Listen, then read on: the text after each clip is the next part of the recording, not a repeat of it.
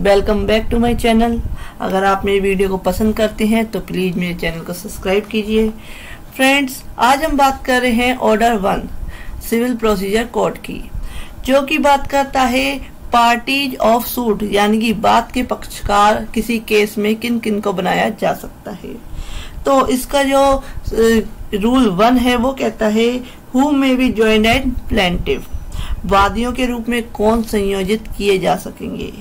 तो इसमें जो क्लेरिफिकेशन दी हुई है, वे सभी व्यक्ति वादियों के रूप में एक बाद में संयोजित किए जा सकेंगे, जहां मैं आपको एग्जाम्पल के साथ भी समझाऊंगी। पहले इसकी डिटेल समझ लेते हैं। एक ही कार्य या संव्यवहार या कार्यों के संव्यवहार की आवली के बारे में या उससे पैदा होने वाले अनुतोष पाने का अधिकार, उनमें संयुक्तता, पृथकता या अनुकल्पता वर्तमान होना अविकथित है। इट मीन्स कि जैसे कि एक चेन होती है, वो एक दूसरे से कनेक्ट होती है, एक आंकड़ा दूसरे आंकड़े से कनेक्ट होता है। ऐसे ही जो कंपनी होती है, अगर आपने आप एग्जांपल मान लीजिए, आपने सैमसंग कंपनी का क्या है कोई प्रोडक्ट खरीदा, तो जो कंपनी है वो एक पार्टी है, उसका जो होलसेलर है, उसके बाद वह रिटेलर को माल देता है, और रिटेलर क्या है आगे जो है कस्टमर को माल देता है। तो इस तरीके से यह एक चेन बन गई। तो ऐसे ही चेन में जो जो व्यक्ति कनेक्ट होता जाएगा वो क्या है पार्टी के या है बाद में जो है एक पार्टी पक्षकार बनाया जा सकता है। तो पार्टीज कैसे बनाई जाएगी, ये मैंने आपको एग्जाम्पल के थ्रू समझाया कि एक चेन में क्या है वो कनेक्ट है वे व्यक्ति, तो क्या है उस केस में वे व्यक्ति पार्टी बनाया जा सकता है। या उसका कोई हक है, उस चीज पे उसका कोई हक है तो वह कनेक्ट है, या वह किसी भी तरीके से या उसका जो रिलीफ मिलना है उससे कनेक्ट है। तो इस तरीके से किसी भी चीज से क्या है वो कनेक्ट है, तो उसको उस केस में पार्टी के रूप में क्या है बनाया जा सकता है, पक्षकार बनाया जा सकता है, वादी के रूप में संयोजित किया जा सकता है। इसके बाद इसमें बताया गया है कि यदि ऐसे व्यक्ति पृथक वाद लाते, अगर ये व्यक्ति अगर अलग अलग क्या है केस कोर्ट में दाखिल करते, तो उस केस में क्या होता, विधि और तथ्य का लॉ का भी सेम क्वेश्चन पैदा होता कि उनको यही रिलीफ चाहिए, और क्या है फैक्ट जो होते वो भी सेम होते। तो उन सबको क्या है एक ही केस में कनेक्ट कर लिया गया, अलग अलग केस, जिससे कि टाइम जो है कोर्ट का वो वेस्ट ना हो।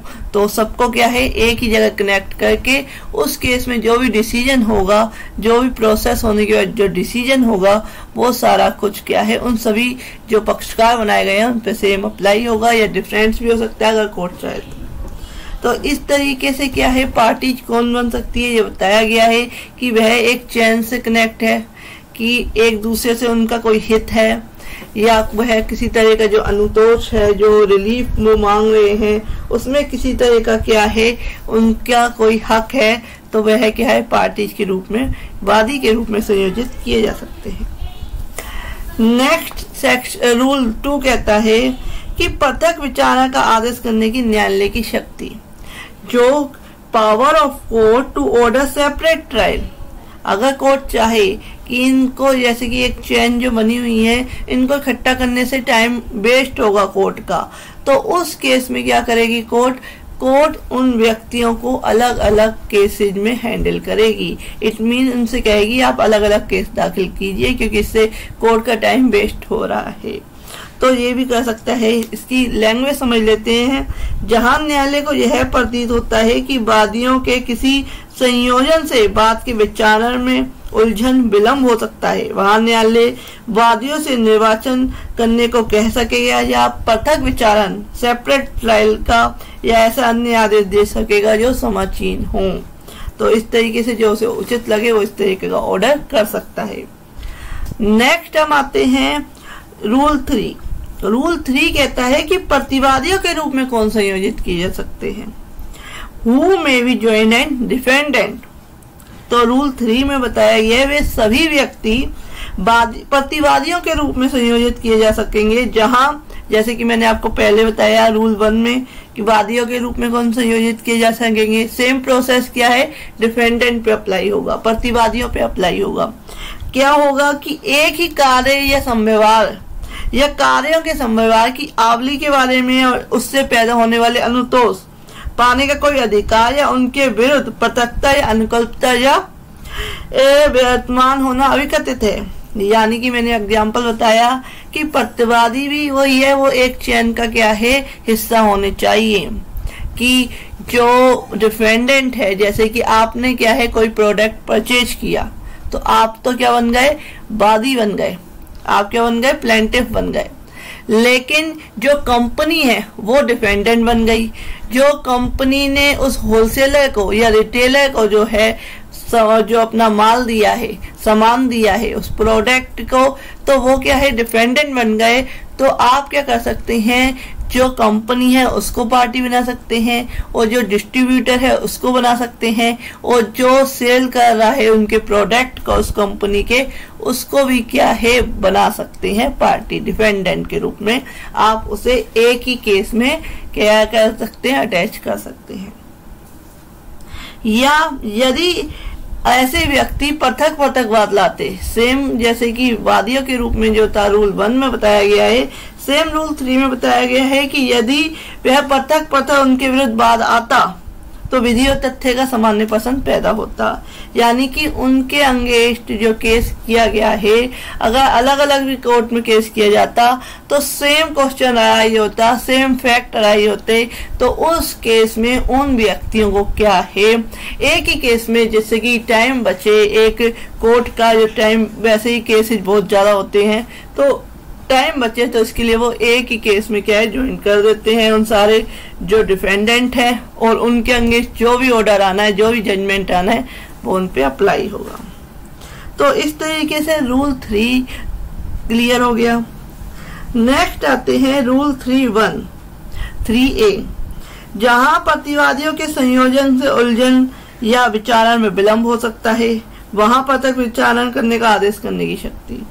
इट मीन्स कि जहां कोर्ट को लगता है कि अगर इन डिफेंडेंट्स को एक साथ अगर केस में जोड़ा गया, एक ही केस में जोड़ा गया, तो उस केस में कोर्ट का बहुत ज्यादा टाइम वेस्ट होगा या किसी तरह का क्या है कंफ्यूजन हो सकता है, तो उस केस में कोर्ट क्या कर सकती है, वह सेपरेट ट्रायल करने के लिए उन प्रतिवादियों का सेपरेट ट्रायल करने का ऑर्डर कर सकती है, या पार्टीज को कह सकती है कि आप इस पे अलग से केस दाखिल करें। तो ये सारा क्लियर हो गया आपको रूल 3A तक।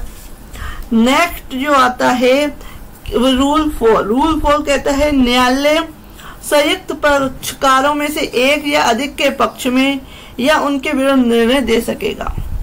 तो इसमें क्या कहा गया है, कोर्ट में गिव जजमेंट फॉर और अंगेज 1 and more of joint party, कि वादियों में से जो प्लेंटिफ है उनमें से एक या अधिक वादी अनुतोष के हकदार पाए जाएं, उसके या उसके पक्ष में उस अनुतोष के लिए जिसे वह हकदार हों, या प्रतिवादियों में से एक या अधिक प्रतिवादी दायी पाए जाएं, दोषी पाए जाएं, उनके क्या है विरुद्ध अपने अपने दायित्वों के अनुसार निर्णय के लिए किसी संशोधन के बिना दिया जा सकेगा। इट मीन कि कोर्ट अगर जो चाहती है वो डिसीजन दे सकती है कि एक के पक्ष में तो जो है ज्यादा फेवर में केस रखा और एक को थोड़ा कुछ दिया, जो वो हकदार था, जिस कोर्ट लगता है कि ये ज्यादा हकदार है और ये पार्टी क्या है कम हकदार है, तो वो इस तरीके का डिवाइडेशन कर सकती है।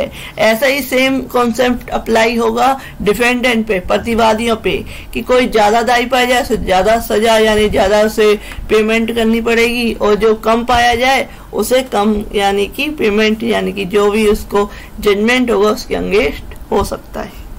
तो ये बताया गया है रूल 4 में।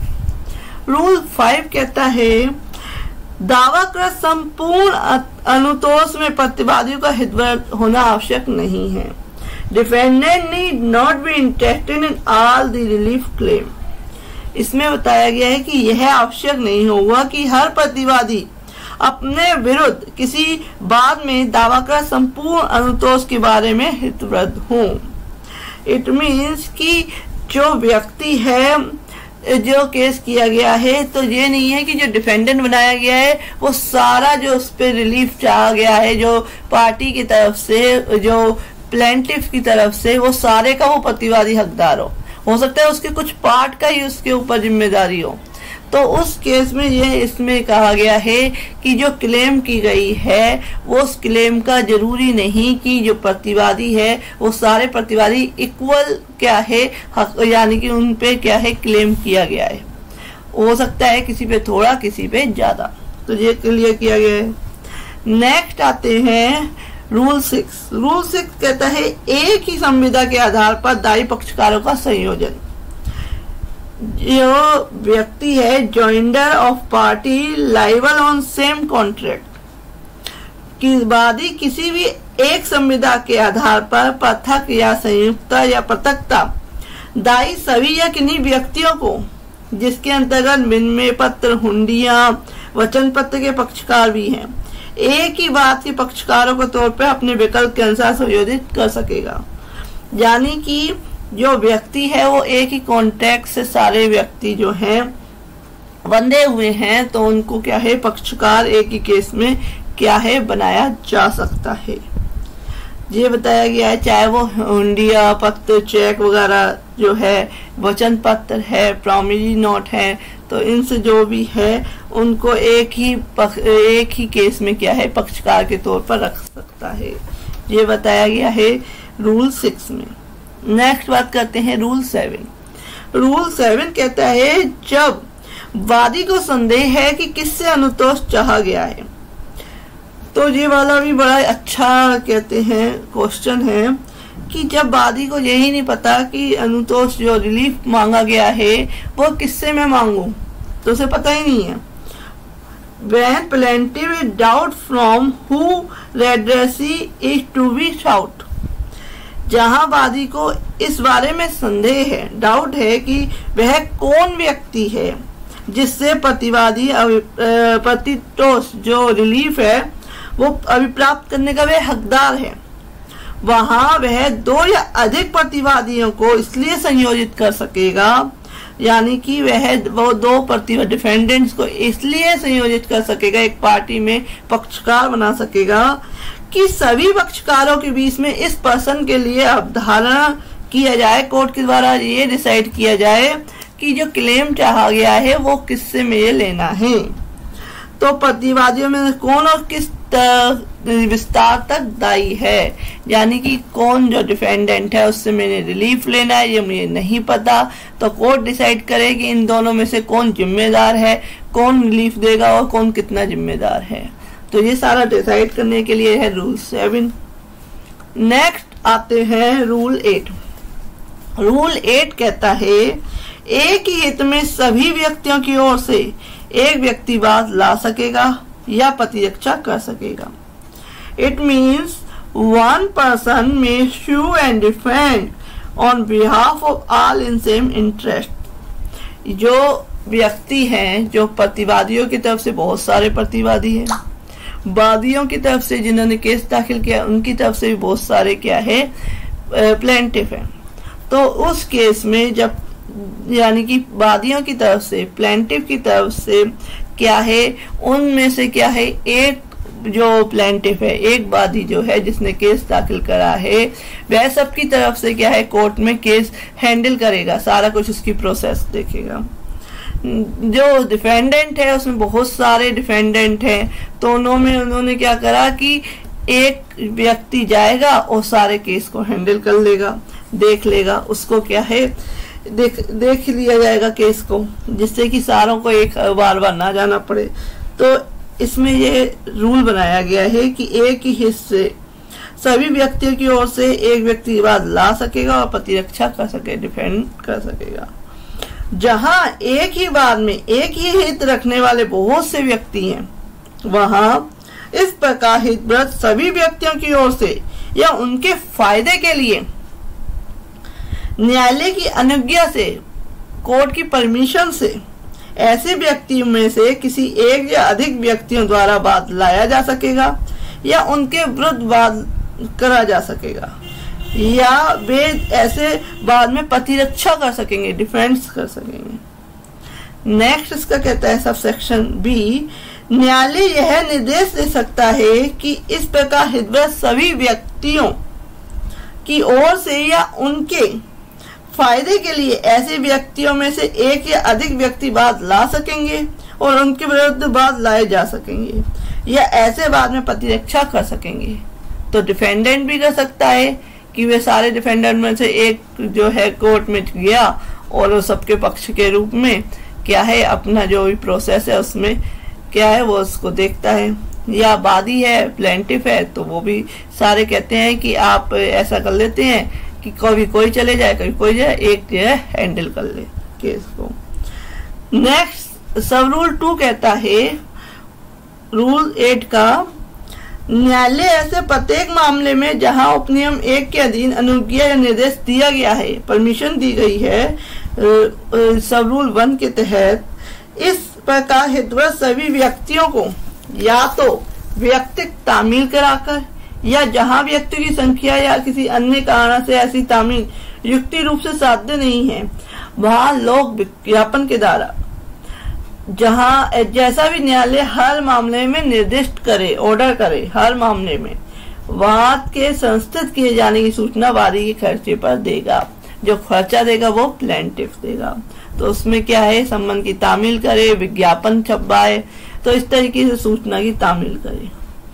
नेक्स्ट क्या कहते हैं सब रूल 3 कहता है रूल 8 का, कोई व्यक्ति जिसकी ओर से जिसके फायदे के लिए जो सबसेक्शन 1 है के अधीन कोई वाद संस्थित किया गया है या किसी बात में प्रतिरक्षा की गई है उस बात के पक्षकार बनाए जाने के लिए न्यायालय के आवेदन कर सकता है।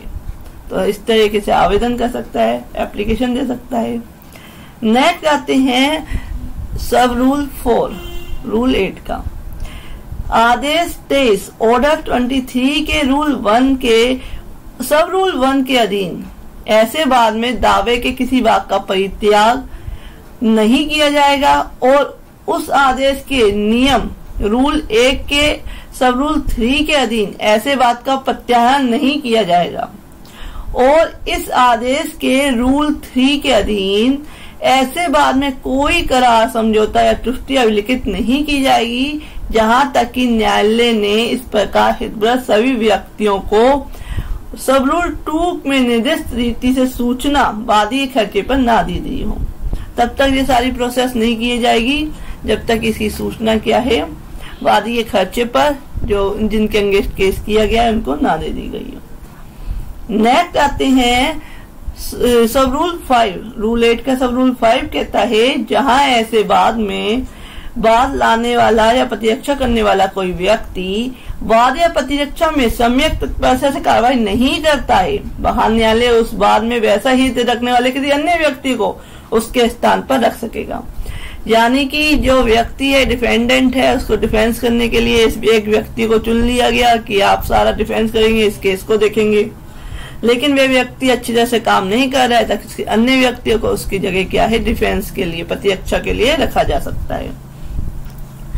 रूल 8 का सब रूल 6 कहता है कि इस नियम के अधीन बाद में पारित डिक्री उन सभी व्यक्तियों पर आवृत्त होगी जिनकी ओर से जिनके फायदे के लिए यथास्थिति वाद संस्थित किया गया है या बाद में प्रतिरक्षा की गई है। यानी कि जो डिक्री पारित की जाएगी वह सब पे क्या है अप्लाई होगी, चाहे वह उसमें जिन्होंने वाद संस्थित किया है या जो बात कोई प्रतिरक्षा करे डिफेंस कर रहे हैं डिफेंडेंट या प्लेंटिफ दोनों पे अप्लाई होगी। तो इसमें क्लेरिफिकेशन दिया हुआ है, स्पष्टीकरण दिया हुआ है इस बात का अवधारण करने के प्रयोजन के लिए कि वे व्यक्ति जो वाद ला रहे हैं या जिनके विरुद्ध वाद लाया जा रहा है या ऐसे व्यक्ति बाद में प्रतिरक्षा कर रहे हैं किसी एक वाद में वैसा हित रखते हैं या नहीं, यह साबित करना आवश्यक नहीं है कि ऐसे व्यक्तियों का वही वाद हेतुक है जो उन व्यक्तियों का है जिनकी ओर से जिनके फायदे के लिए जबरदस्ती वे वाद ला रहे हैं या उनके विरुद्ध वाद लाया जा रहा है या वे ऐसे वाद में प्रतिरक्षा कर रहे हैं। तो ये साबित करने का क्या है आवश्यक नहीं है। नेक्स्ट आते हैं सब रूल 8A जो की बात करता है, पहला रूल 8 जो है क्लियर हो चुका, इसमें सब रूल 6 थे, अब नेक्स्ट आ रहा है रूल 8A। रूल 8A कहता है कि न्यायालय की कार्रवाई में राय देने और भाग लेने के लिए किसी व्यक्ति या व्यक्तियों के निकाय को अनुज्ञात करने की शक्ति। Power of court to permit an person और body of person to present opinion and to take part in the proceedings. तो ये क्या कहता है? ये कहता है कि यदि बात का विचारणा करते समय न्यायालय का यह समाधान हो जाता है कि किसी व्यक्ति या व्यक्तियों का निकाय किसी ऐसे विधि के पर्सन में हितवृत्त है, कि कोई कुछ व्यक्ति ऐसे हैं जो इस केस में क्या है, हितवृत्त है, हकदार है, तो वह विधि के पर्सन के लिए, लॉ के क्वेश्चन के लिए, तो जो किसी बात में प्रत्येक के साथ विवादक है, जो इशू है उसमें उनका हित है, और ऐसे व्यक्ति या व्यक्तियों के निकाय को, उन व्यक्ति या जो व्यक्ति, बहुत सारे व्यक्ति हैं, तो उस विधि के पर्सन पर अपनी राय देने के लिए अनुज्ञात करना लोकहित में आवश्यक है। तो ये अपनी राय वह उस केस में दे सकते हैं, और जो वह ऐसे व्यक्ति या व्यक्ति के निकाय को ऐसी राय देने के लिए या बात की कार्रवाइयों में ऐसे भाग लेने के लिए अनुज्ञात कर सकेगा जो न्यायालय को विनिर्दिष्ट करे। तो इस तरीके से भाग लेने के लिए उस केस में क्या है, ऑर्डर कर सकती है कोर्ट, जो न्यायालय को ठीक समझे। नेक्स्ट आते हैं रूल 9। रूल 9 कहता है कि कोई संयोजक और अनसंयोजक, यानी कि मिस जॉइंडर और नॉन जॉइंडर,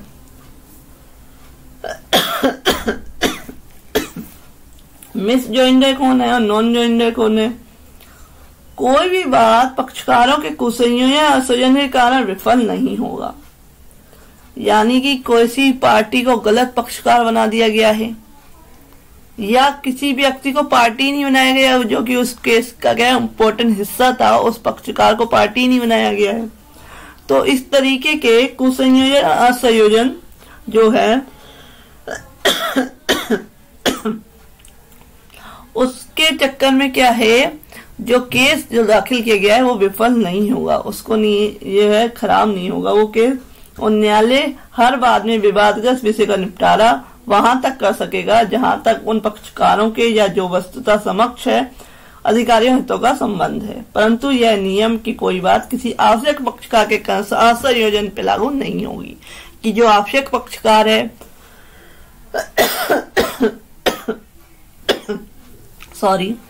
जो आवश्यक पक्षकार है, अगर उसको क्या है पार्टी नहीं बनाया गया है तो उस पर ये अप्लाई नहीं होगी, क्योंकि कोई केस जो है, जो मेन जो उसका जो प्लेंटिफ है या मेन डिफेंडेंट है, अगर वही पक्षकार नहीं बनाया गया तो केस किस बेस पे चलेगा, तो ये इसलिए उस पर अप्लाई नहीं होगी। अदरवाइज जो कुसंयोजन या असंयोजन, मिस जॉइंडर, नॉन जॉइंडर है, उससे कोई केस जो है खराब नहीं होगा। तो ये बताया गया है रूल 9 में। रूल 10 क्या कहता है? रूल 10 कहता है गलत वादी के नाम से वाद, कि जो केस दाखिल किया गया है वो ऐसे व्यक्ति के नाम से किया गया है जो कि वादी है ही नहीं, गलत व्यक्ति के नाम से क्या है वाद दाखिल कर दिया गया है। तो उस केस में suit in the name of wrong plaintiff, तो उस केस में क्या होगा, ये बताया गया कि जहां कोई बात वादी के रूप में गलत व्यक्ति के नाम से संस्थित किया गया है, कोर्ट में दाखिल किया गया है, या जहां यह संदेहपूर्ण है और कि क्या वह सही वादी के नाम से संस्थित किया गया है, ये कंफ्यूजन है कि जो केस दाखिल किया गया है वो वादी का नाम सही है, वहां यदि बात के किसी प्रकरण में न्यायालय का यह समाधान हो जाता है कि बात सद्भाविक भूल से संस्थित किया गया है, कि गलती से, मिस्टेक से बात जो नाम है वो गलत लिख दिया गया है, और विवाद में के वास्तविक विषय के अवधारणा के लिए ऐसा करना आवश्यक है, तो वह ऐसे निबंधों, ऐसी शर्तों के साथ जो कोर्ट है, जो वह न्याय संगत समझे, जो सही समझे कोर्ट, वाद के किसी भी प्रकरण में, किसी भी स्टेज पे, केस के किसी भी स्टेज पे जो केस की प्रोसीडिंग्स चल रही हैं, किसी व्यक्ति को वादी के रूप में प्रस्थापित किए जाने या जोड़े जाने का आदेश दे सकेगा, यानी कि उस केस में जो वादी का गलत नाम है उसे सही करने के लिए, या उसमें उस जो प्लेंटिफ है उसको जोड़ने के लिए एक ऑर्डर कर सकता है। सब रूल 2 कहता है रूल 10 का कि न्यायालय पक्षकार का नाम काट सकेगा और जोड़ सकेगा। कोर्ट में strike out and add parties. न्यायालय कार्रवाइयों के किसी भी प्रक्रम में या किसी भी स्टेज पे, केस की किसी भी प्रोसीडिंग्स में किसी भी स्टेज पे, या तो दोनों पक्षकारों में से किसी के आवेदन पर, या कोई पक्षकार जो है आवेदन करता है उस पर, या उसके बिना ऐसे निबंधों पर जो न्यायालय को न्यायसंगत प्रतीत है, उन शर्तों के साथ जो न्यायालय को सही समझे, यह आदेश दे सकेगा कि वादी के रूप में और प्रतिवादियों के रूप में अनुचित तौर पर संयोजित किसी भी पक्ष का नाम काट सकेगा कि जो पार्टी है उस केस में उनका कोई ना कोई हक है, ना कोई वे किसी चैन से जुड़े हुए हैं, उन्हें भी फालतू में क्या है पार्टी बनाया गया है, पक्षकार बनाया गया है, तो वो हटा सकता है, का नाम को काट सकता है उस पक्षकार का, या जोड़ सकता है, या किसी व्यक्ति का नाम जिसे वादी प्रतिवादी के रूप में ऐसे संयोजित किया जाना चाहिए था कि वह ऐड ऑन कर सकता है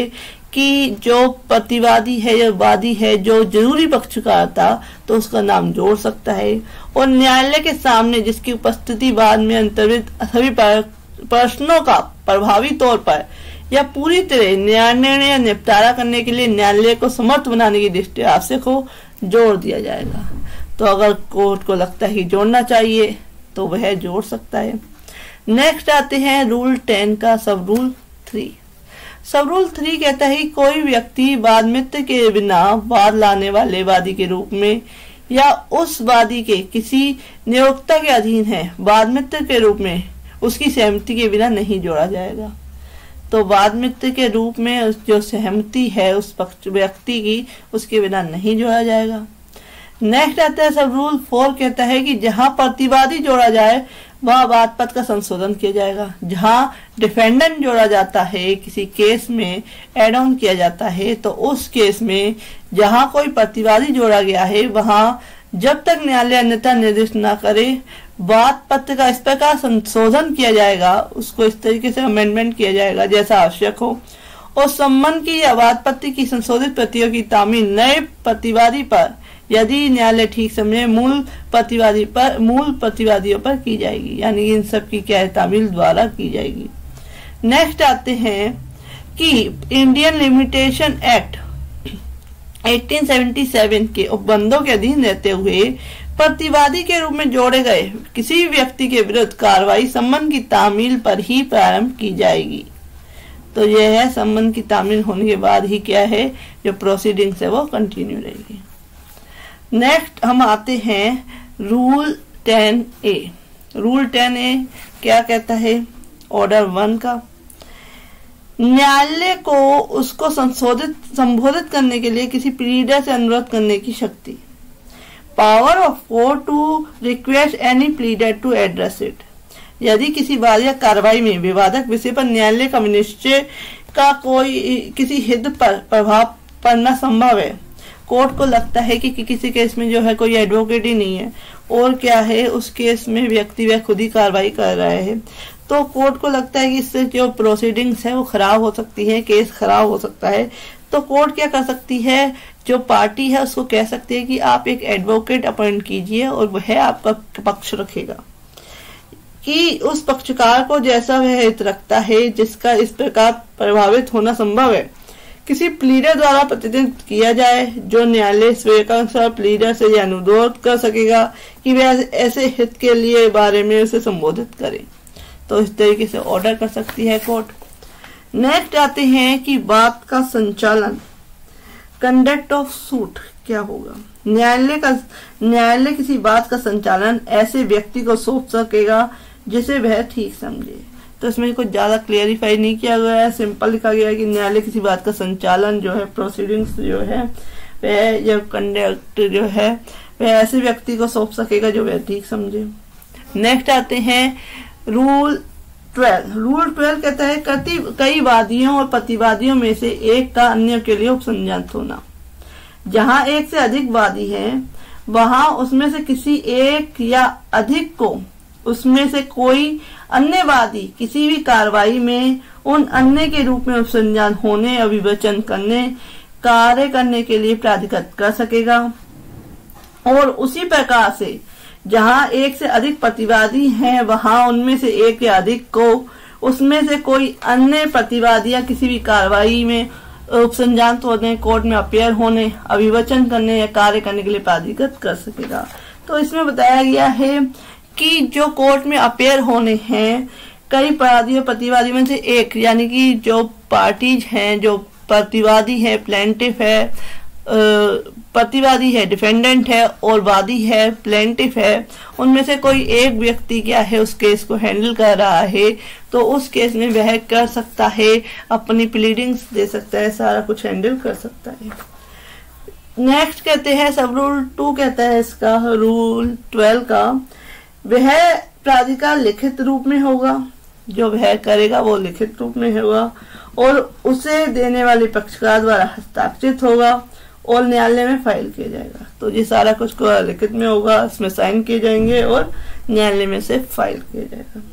नेक्स्ट आते हैं असंयोजन और कुसंयोजन के बारे में आक्षेप, यानी कि objection as to non joinder misjoinder. कोई अगर ऑब्जेक्शन करता है उस केस में कि जो कुसंयोजन किया गया है, असंयोजन किया गया है, नॉन जॉइंडर या मिस जॉइंडर किया गया है, गलती से किसी पक्षकार को रख लिया गया है या कोई पक्षकार जो जरूरी था उसको नहीं रखा गया है, तो उस केस में क्या है, कोई ऑब्जेक्शन करता है पार्टी, उन पक्षकारों में से जो केस के पक्षकार हैं उनमें से कोई क्या है, वह पार्टी कोई ऑब्जेक्शन करती है, तो उस केस में क्या होगा, पक्षकारों के असंयोजन को संयोजन के आधार पर सभी आक्षेप यथासंभव शीघ्रतम अवसर पर किए जाएंगे और ऐसे सभी मामले में जिसमें विवाद स्थित किए गए हैं, विवादक ऐसे स्थितिकरण के संबंध या उससे पहले किए जाएंगे और जब तक कि आक्षेप का आधार पीछे पैदा ना हुआ हो, उस आक्षेप ऐसे नहीं किया जाएगा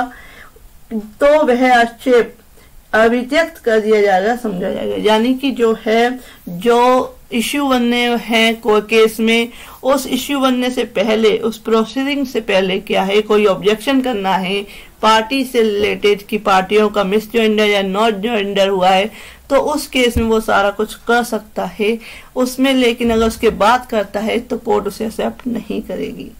यानी कि एक बार विवादक बन गए, इश्यू बन गए, उस केस में डिसाइड हो गए इश्यू, जिससे कि वो जो केस, सारा केस जो है वो डिसाइड होता है, तो उसके बाद क्या है, किसी तरह का मिस जॉइंडर, नॉन जॉइंडर का जो ऑब्जेक्शन है वो नहीं होगा।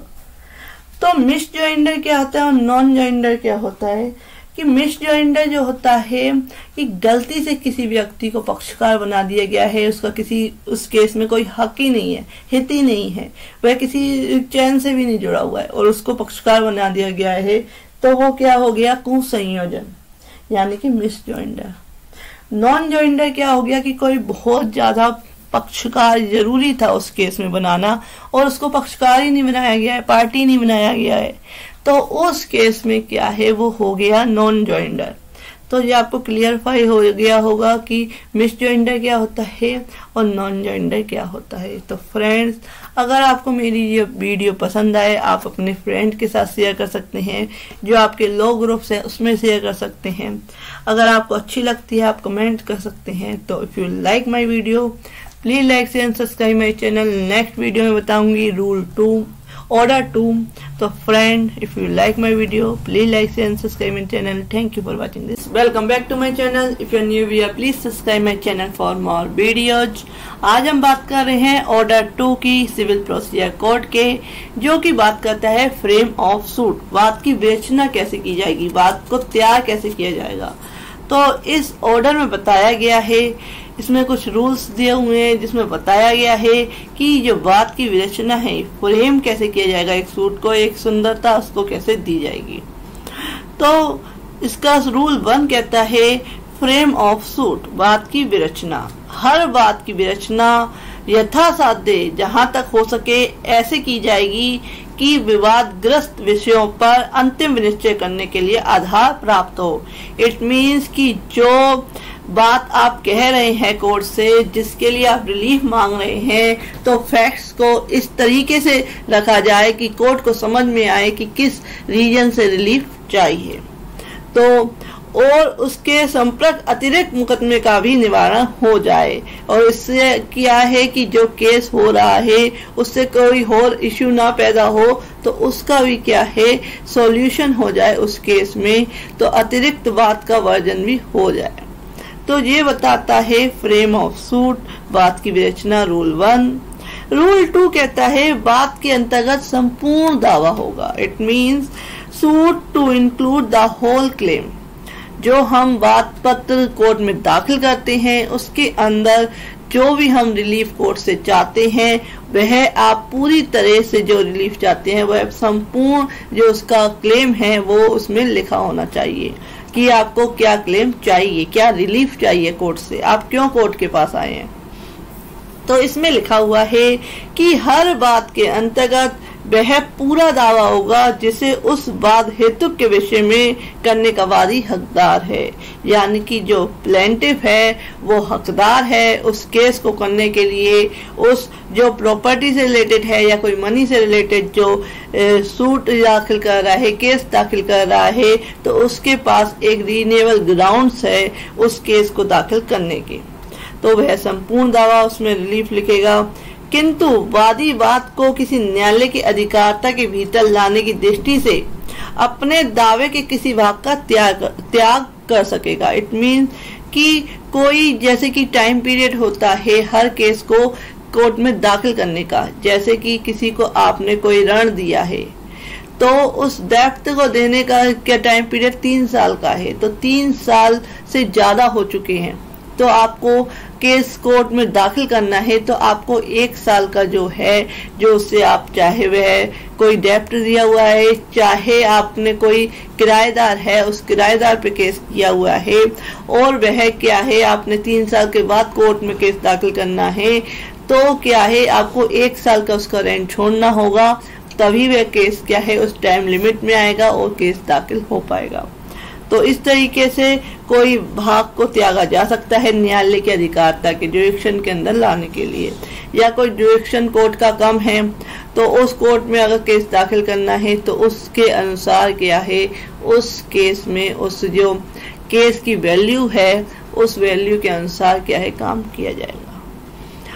नेक्स्ट आता है कि इसका सबसेक्शन 2 कहता है कि रूल 2 का कि दावे के भाग का त्याग, जहां वादी अपने दावे के किसी भाग के बारे में बात लाने का लोभ करता है या उसे साथ से त्याग देता है, वहां उसके पश्चात इस प्रकार लोभ किए गए या त्याग किए गए भाग के बारे में जो है बात नहीं लाया जाएगा। यानी कि जो चीज आपने छोड़ दी है उसके लिए आप अलग से बात नहीं लाएंगे कि मैंने 1 साल का तो रेंट छोड़ता तो उसके लिए आप क्या है कि एक नया सूट ला लेते हैं, नहीं, जो आपने भाग त्यागा है उसको छोड़ दिया है, उसको लेने से छोड़ दिया है न्यायालय की अधिकारिता में लाने के लिए, तो उस केस में उस भाग को द्वारा उसके लिए एक बात नहीं लाया जाएगा और द्वारा उसको ऐड नहीं किया जा सकता। नेक्स्ट आते हैं कि सब रूल 3 कहता है ऑर्डर रूल 2 का कि कई अनुतोषों में से एक के लिए बात लाने का लोभ, कि आपके पास रिलीफ कई मांगने हैं आपने कोर्ट से, लेकिन आपने एक रिलीफ को छोड़ दिया। एक ही बात हेतु के बारे में एक से अधिक अनुतोष पाने का हकदार व्यक्ति ऐसे सभी अनुतोषों या उनमें से किसी के लिए बात ला सकेगा, किंतु यदि वह ऐसे सभी अनुतोषों के लिए बात लाने का लोभ न्यायालय की इजाजत के बिना करता है तो उसके पश्चात वह इस प्रकार लोभ किए गए किसी भी अनुतोष के लिए बात नहीं लाएगा। यानी कि जो रिलीफ है उसने कुछ रिलीफ छोड़ दिए हैं तो उस केस में वह क्या है न्यायालय की इजाजत के बिना उसने छोड़े हैं तो वह उसके लिए अलग से बात नहीं ला सकता। तो ये हो गया कि बात के अंतर्गत संपूर्ण दावा होगा, हर तरह की बात उसमें रखी जाएगी और जो रिलीफ आप चाहते हैं कोर्ट से कि आप कोर्ट पे क्यों आए हैं तो सारा रिलीफ उसमें लिखा जाएगा। इसमें स्पष्टीकरण दिया हुआ है कि इस नियम के प्रयोजन के लिए कोई बाध्यता या उसके पालन के लिए संपार्श्विक प्रतिभूति या उसकी बाध्यता के अधीन उद्भूत उत्तरोत्तर दावों के बारे में यह नहीं समझा जाएगा कि वे क्रमशः एक ही बात हेतु घटित करते हैं। इसमें एग्जाम्पल दिया हुआ है कि का एक घर खा को 1200 रुपए वार्षिक भट्टे के पट्टे पर देता है। सन 1905, 1906 और 1907, जैसे मैंने आपको पहले एग्जाम्पल के थ्रू समझाया कि 1905, 1906, 1907 इन सभी पूरे वर्षों का भातक सौदे हैं। यानी कि जो बंदे ने क्या है, एक को किराए पे क्या है 1200 रुपए के किराए पे एक घर दिया है, और उस किराएदार ने क्या है 1905, 1906, 1907 तक का क्या है जो किराया है वो नहीं दिया है। का सन 1908 में क्या है खा पर केवल सन 1906 के भाटक के लिए वाद लाता है। का के ऊपर खा के ऊपर का उसके पश्चात 1905 और 1907 के शोधक भाटक के लिए वाद नहीं लाएगा। इट मीन्स कि जो टाइम पीरियड है वो खत्म हो चुका है। 3 साल का टाइम पीरियड होता है, तो 3 साल में मैं जो क्या है 1905, 1906, 1907 में तक केस लाना था वो 1908 में केस लाता है। और किसके लिए लाता है? खाली 1906 के लिए। तो वह क्या है बाद में ये नहीं कर सकता कि जो 1905 उसने छोड़ा और 1907 का जो किराया छोड़ा वह उसके लिए अलग से लेके आए, उधर अलग से केस कोर्ट में दाखिल करे, तो ऐसा नहीं कर सकता। नेक्स्ट आते हैं इसका जो रूल है, एक सेकेंड, नेक्स्ट आते हैं बाद हेतुकों का संयोजन, joinder of cause of action. यानी कि जो बाद हेतुक हैं, जो इश्यू पैदा हुए हैं, उनका संयोजन करना, उनको क्या है ज्वाइन कर देना। तो उसके सिवाय जैसा अन्यथा बंधित है, वादी उसकी प्रतिवादी या संयुक्ता उन्हीं प्रतिवादियों के विरुद्ध कई वाद हेतुक एक ही वाद में संयोजित कर सकेगा। जो वादी है प्रतिवादी या संयुक्ता उन्हीं प्रतिवादियों के विरुद्ध अंगेंस्ट क्या है कई वाद हेतुक एक ही वाद में संयोजित कर सकता है। कई जो है इश्यू क्या है एक ही वाद में ज्वाइन कर सकता है। और ऐसे वाद हेतुक रखने वाला कोई भी वादी जिसमें वे उसी प्रतिवादी या संयुक्ता उन्हीं प्रतिवादियों के विरुद्ध संयुक्ता हितवृद्ध हो, इंटरेस्ट हो उस पे, तो ऐसे वाद हेतुकों को एक ही वाद में संयोजित कर सकेंगे। तो उसमें क्या है एक ही वाद में उसको संयोजित किया जा सकता है। सब रूल 2 कहता है रूल 3 का कि जहां वाद हेतुक संयोजित किए जाते हैं वहां बात के संबंध में न्यायालय की अधिकारता संकल्पित विषय वस्तु की उस रकम या मूल्य पर निर्भर होगी जो बात की संसित की जाने की तारीख पर है। तो जो न्यायालय की अधिकारता है उस बात की जो विषय वस्तु है, उसकी क्या रकम है, क्या उसकी मूल्य है उस केस को, तो उस पे उसकी अधिकारता पर निर्भर होगी कि बात संसित करने की तारीख पर जो है संकल्पित है। नेक्स्ट आता है रूल 4। रूल 4 कहता है only certain claims to be joint for recovery of immovable property. स्थावर संपत्ति के प्रत्युत्तर के लिए केवल कुछ दावों का संयोजन किया जाएगा। जो इमूवेबल प्रॉपर्टी है उसके लिए कुछ दावों का ही क्या है ज्वाइंट किया जा सकता है। क्या है? जब तक कि न्यायालय की इजाजत ना हो स्थावर संपत्ति के प्रत्युत्तर के लिए बाद में निम्नलिखित के सिवाय कोई भी वाद हेतु संयोजन नहीं किया जाएगा। जो ये कुछ जिन्होंने लिखे हुए हैं उसके अलावा किसी भी तरीके के है ज्वाइन नहीं किया जाएगा वाद हेतु, यानी कि जो कॉज ऑफ एक्शन है उसे इंक्लूड नहीं किया जाएगा। क्या क्या है? उस दावा का संपत्ति या उसके किसी भाग के अंतकालीन लाभों या भाटक के बकाया के लिए दावे। नेक्स्ट है कि जिन संविदा के अधीन वह संपत्ति या उसका कोई भाग धारित है उसके भंग के लिए नुकसानी के लिए दावे। सी जो कहता है कि वे दावे जिसमें चाहा गया अनुतोष उसी बात हेतु पर आधारित है। तो इस तरीके के क्या है ज्वाइन किए जा सकते हैं। परंतु इस नियम की कोई भी बात के बारे में यह नहीं समझा जाएगा कि यह पूर्वबंध या मोचन के किसी वाद में के किसी भी पक्षकार को यह मांग करने से निवारित करती है, रोकती है कि बंधक संपत्ति का उसे कब्जा दिलाया जाए। तो ये इसमें क्या है परंतुक लगाया गया है। नेक्स्ट आते हैं रूल 5। रूल 5 ऑर्डर 2 का, जो कि कहता है निष्पादक प्रशासक और वारिस द्वारा या उसके विरुद्ध दावे। क्लेम बाय और engaged executor, administrator and hairs. किसी निष्पादक, प्रशासक या वारिस द्वारा या उसके विरुद्ध उसका उस हैसियत से लाया गया कोई भी दावा व्यक्तिगत रूप से उसके द्वारा या उसके विरुद्ध लाए गए उस दावे से जब तक संयोजित नहीं किया जाएगा, जब तक कि अंतिम वर्णित दावों के बारे में यह अभिकथन न किया गया हो कि वे उस संपदा के बारे में पैदा हुए हैं जिनके बारे में निष्पादक, प्रशासक और वारिस की हैसियत से वाद लाया गया है या प्रतिवादी पर वाद लाया गया है, या जब तक कि अंतिम वर्णित दावे ऐसे ना हो जिसके लिए वह उस मृत व्यक्ति के साथ जिसका वह प्रतिनिधित्व करता है संयुक्त हकदार या दायी था।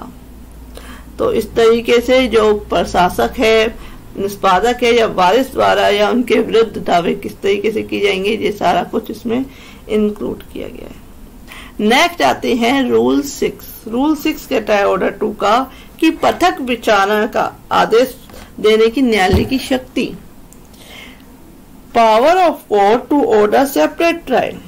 जो कोर्ट क्या है, सेपरेट ट्रायल के लिए क्या है, ऑर्डर कर सकती है।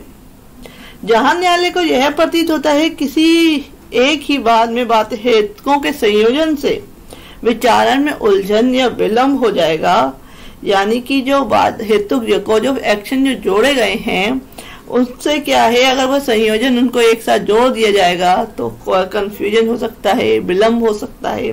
तो उस केस में वह क्या करेगा, अलग से सेपरेट ट्राई के लिए ऑर्डर कर सकती है कोर्ट। ये बताया गया है रूल 6, रूल 6 ऑर्डर 2 का।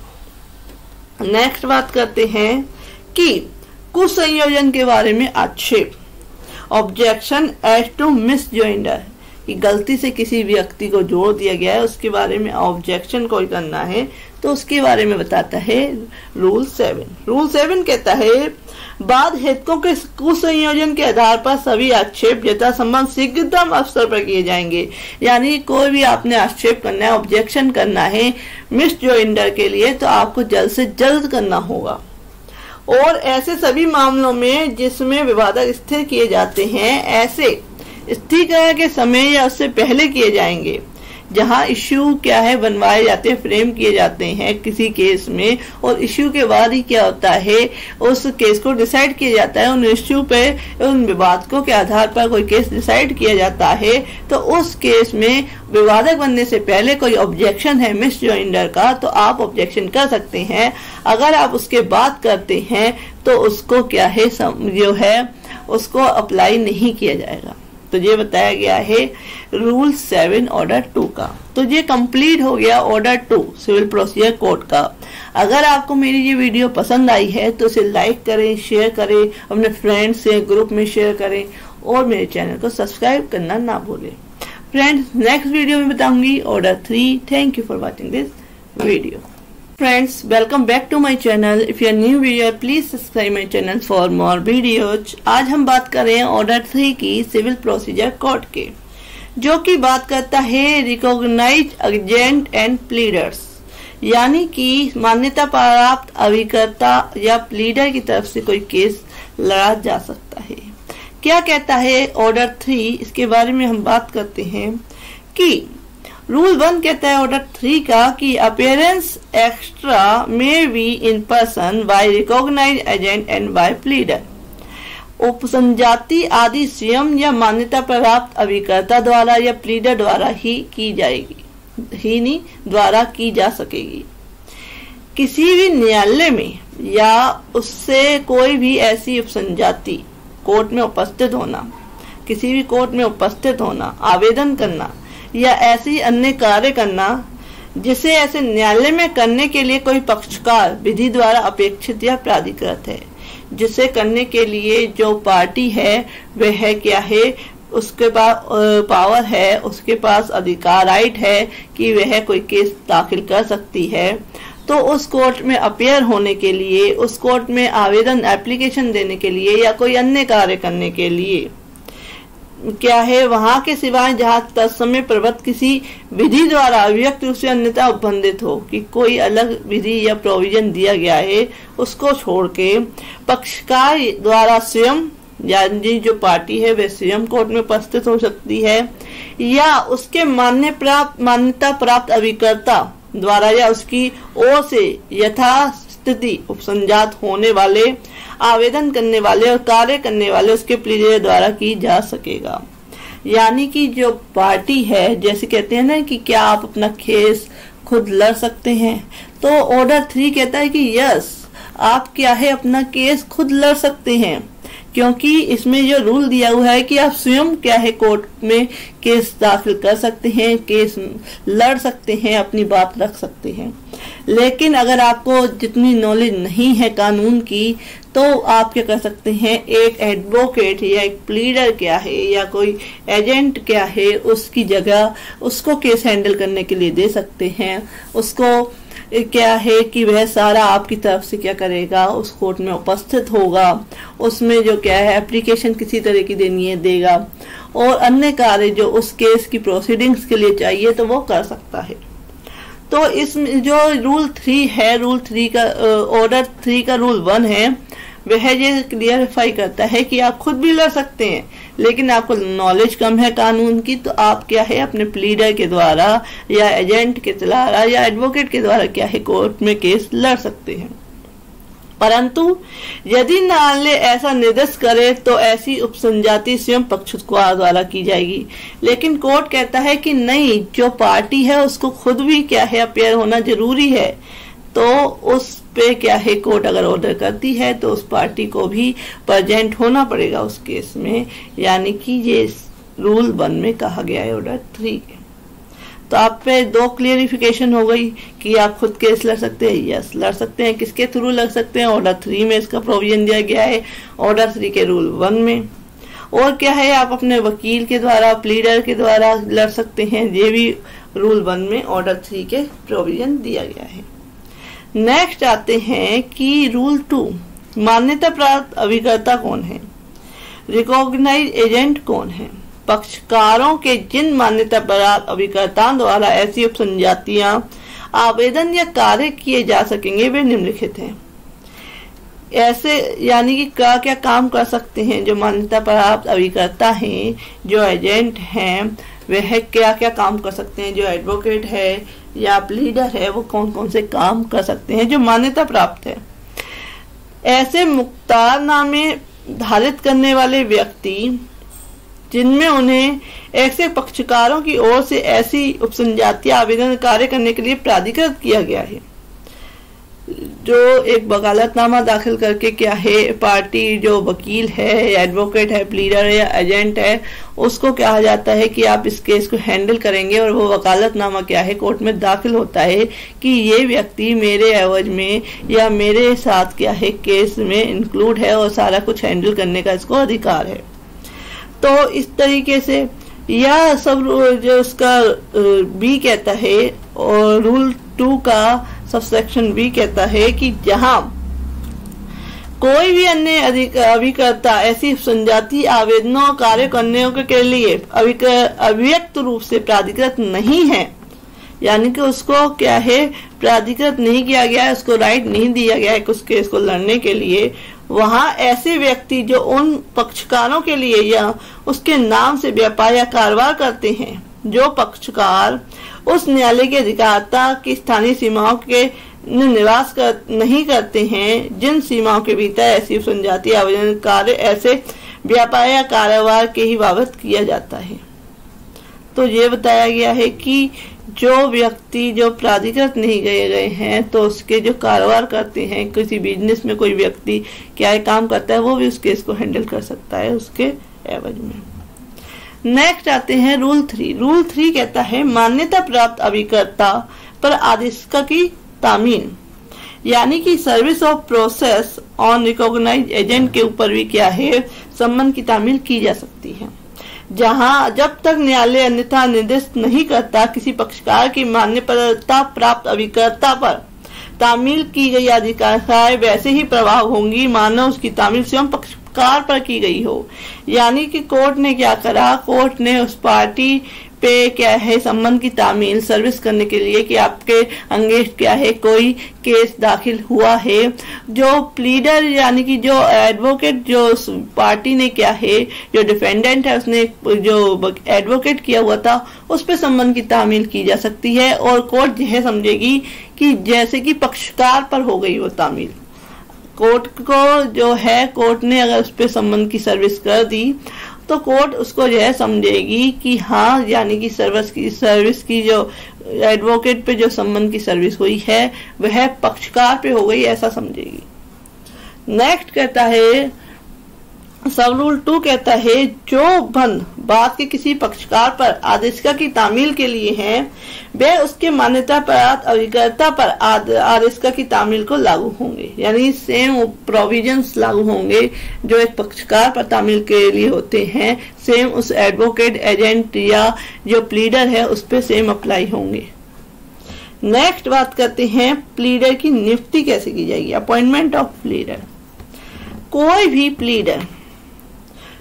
भी प्लीडर किसी भी न्यायालय में किसी भी व्यक्ति के लिए कार्य नहीं करेगा जब तक कि वह उस व्यक्ति के द्वारा ऐसी लिखित दस्तावेज द्वारा इस प्रयोजन के लिए नियुक्त ना किया गया हो।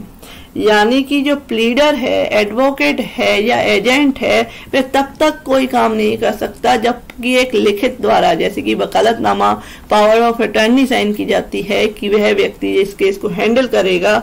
उसके अलावा क्या है तब तक वह व्यक्ति नहीं काम कर सकता जब तक उसे लिखित में हस्ताक्षर करके कोर्ट में जमा नहीं करा दिया जाता है वो वकालतनामा या पावर ऑफ अटॉर्नी, जो उस व्यक्ति द्वारा या उसके मान्यता प्राप्त अभिकर्ता द्वारा या उसकी नियुक्ति के लिए मुक्तारनामे द्वारा या उसके अधीन संयुक्त रूप से प्राधिकार किसी अन्य व्यक्ति द्वारा हस्ताक्षरित है। तो उसका साइन होने चाहिए उस पार्टी के, तो ही वह वकील या एडवोकेट क्या है उस केस को हैंडल कर सकता है, वो भी रिटन में। नेक्स्ट सब रूल 2 कहता है रूल 4 का हर ऐसी नियुक्ति न्यायालय में फाइल की जाएगी। मैंने कहा ना कि जब कोर्ट में वकालतनामा दाखिल होता है कोर्ट के जो फाइल है उसमें लगाया जाता है वो वकालतनामा पावर ऑफ अटॉर्नी, और उपनियम 1 के प्रयोजन के लिए तब तक प्रवृत्त समझी जाएगी जब तक कि वे न्यायालय की इजाजत से ऐसे लेख द्वारा यानी कि प्रदर्शित ना कर दी गई हो जो यथास्थिति मुवक्किल या प्लीडर द्वारा हस्ताक्षरित है और न्यायालय में फाइल कर दिया गया है, या जब तक मुवक्किल या प्लीडर की मृत्यु न हो गई हो या जब तक बाद में कि उस मुवक्किल से संबंधित समस्त कार्रवाइयों का अंत ना हो गया हो तब तक क्या है वो कंटिन्यू रहेगी। सॉरी, एक्सप्लेनेशन दी हुई है कि इस उपनियम के प्रयोजन के लिए निम्नलिखित को बाद में की कार्रवाई समझा जाएगा। मीन्स बाद में डिक्री या आदेश के पुनर्विलोकन के लिए आवेदन किया जा सकता है। बाद में की गई किसी डिक्री या आदेश के संबंध में संहिता की धारा 144 धारा 152 के अधीन आवेदन किया जा सकता है। बाद में कि किसी डिक्री या आदेश की अपील कर सकता है वो प्लीडर या एडवोकेट। बाद में पेश की गई या फाइल की गई दस्तावेज की प्रति या कॉपी या उन दस्तावेजों की वापसी अभिप्राप्त करने या बाद के संबंध में न्यायालय में जमा की गई धनों का परिदाय अभिप्राप्त करने के प्रयोजन के लिए आवेदन या कार्य कर सकता है प्लीडर या एडवोकेट। जो उपनियम 2 की किसी बात का यह अर्थ नहीं लगाया जाएगा कि वह प्लीडर या उसके मुवक्किल के बीच इस अवधि का विस्तार करती है जिसके लिए प्लीडर मुकर्रर किया गया है। यानी जब तक क्या है उसको जो प्लीडर है एडवोकेट है उसको केस हैंडल करने के लिए दिया गया है तब तक ही वह वो केस हैंडल कर सकता है। उस न्यायालय से भिन्न जिसके लिए प्लीडर मुकर्रर किया गया है, किसी न्यायालय द्वारा जारी की गई किसी सूचना दस्तावेज को प्लीडर पर उस दशा को छोड़कर तामील करना अधिकृत करती है जिसमें मुवक्किल उपनियम 1 के निर्दिष्ट दस्तावेजों में ऐसी तामील के लिए अव्यक्त रूप से सहमत हो गया है। तो क्या है उस सर्विस की जा सकती है उस एडवोकेट पे। सब रूल 4 कहता है उच्च न्यायालय साधारणतः आदेश द्वारा यह निर्देश दे सकेगा कि जहां वह व्यक्ति जिसके द्वारा प्लीडर नियुक्त किया गया है अपना नाम लिखने में असमर्थ है, वहां प्लीडर को नियुक्त करने वाली दस्तावेज पर उसका चिन्ह ऐसे व्यक्ति के द्वारा या ऐसी रीति से अनुप्रमाणित किया जाएगा जो उस आदेश द्वारा विनिश्चित किया गया है। कि कोई ऐसा व्यक्ति है जिसको कि साइन करना नहीं आते, तो वो कोई ऐसा चिन्ह उसको ऐसे जो है उसको प्रमाणित किया जाएगा कि वह उसी व्यक्ति का चिन्ह है, अंगूठा है या जो है, और कि उसने वह एडवोकेट किया है, उसे अपॉइंट किया है।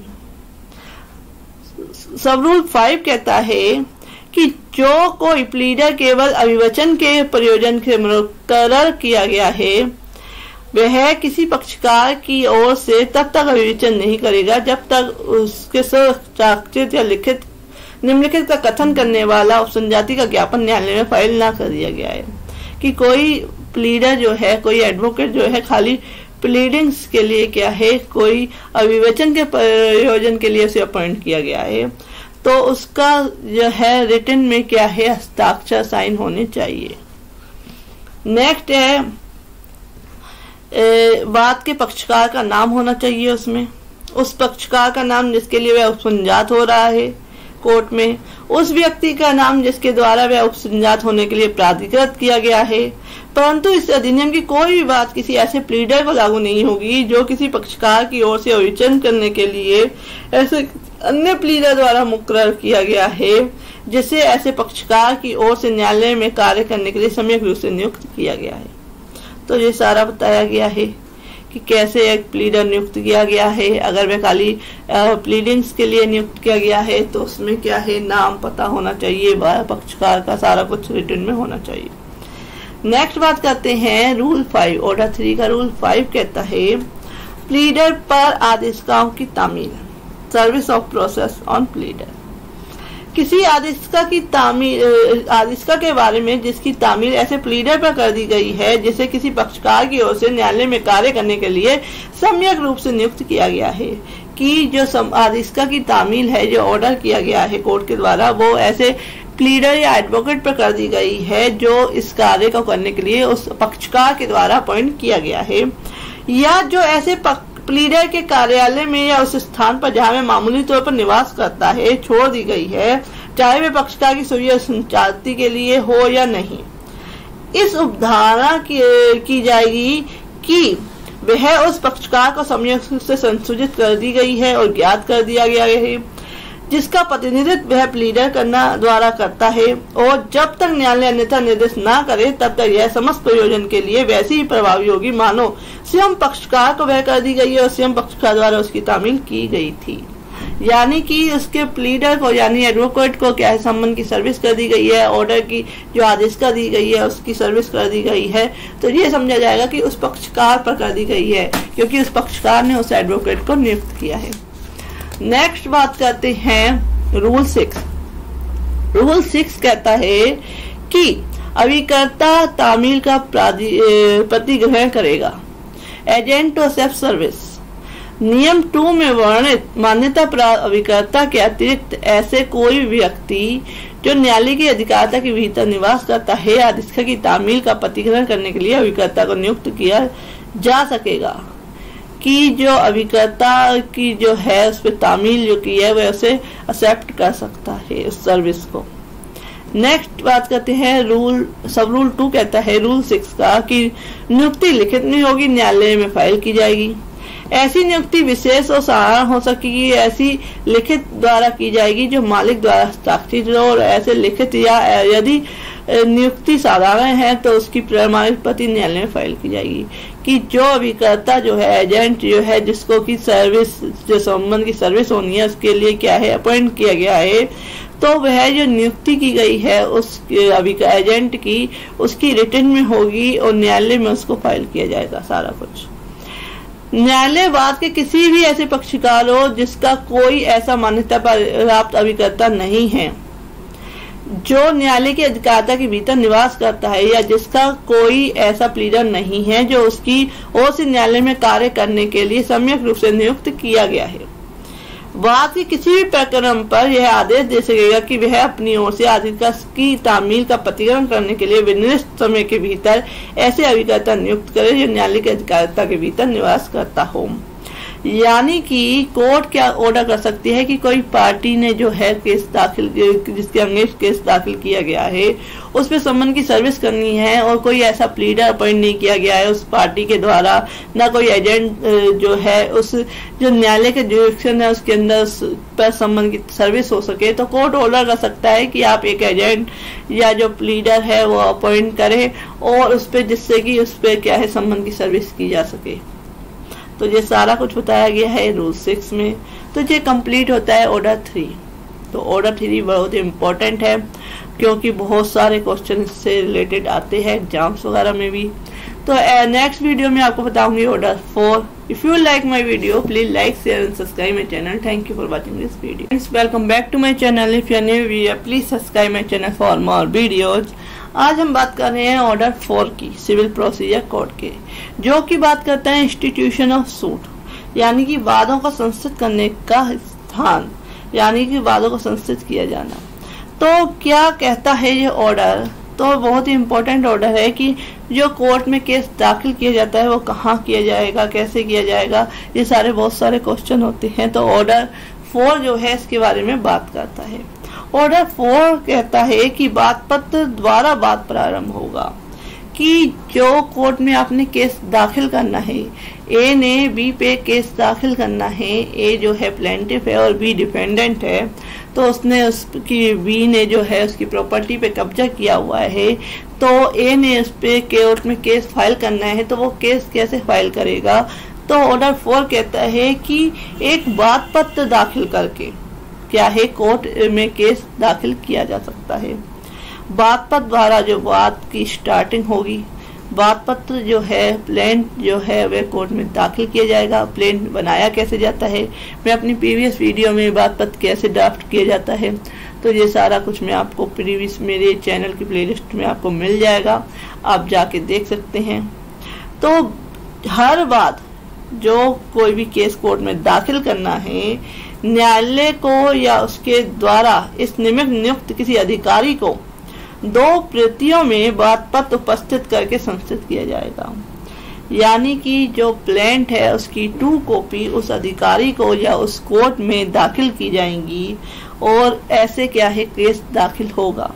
जब कोर्ट एक्सेप्ट कर लेती है, उस पर डेट दे देती है, तो क्या है केस की स्टार्टिंग हो जाती है। नेक्स्ट आते हैं कि हर वाद पत्र आदेश 6, ऑर्डर 6 एंड 7 से अंतर्गत नियमों का वहां पर अनुपालन करेगा जहां तक वे लागू किए जा सकते हैं। यानी कि जो ऑर्डर 6 है वह बताता है प्लीडिंग्स के बारे में, कि जो आप वाद पत्र तैयार करें उसमें क्या क्या प्लीडिंग्स आएगी, क्या क्या आप कथन लिख सकते हैं, अभिवचन जो आप कहना चाहते हैं वो किस तरीके से लिख सकते हैं, सारा कुछ क्या है ऑर्डर 6 में डिफाइन किया हुआ है। और क्या है जो ऑर्डर 7 है वो वाद पत्र कैसे तैयार किया जाएगा, क्या क्या स्पेसिफिकेशन लिखी जाएंगी, उसमें क्या क्या बातों को इंक्लूड किया जाएगा, ये सारा कुछ बताता है ऑर्डर 7। तो ऑर्डर 7 और ऑर्डर 6 के जो नियम है वो लागू होंगे और इस तरीके से जो वाद पत्र है वो तैयार किया जाएगा।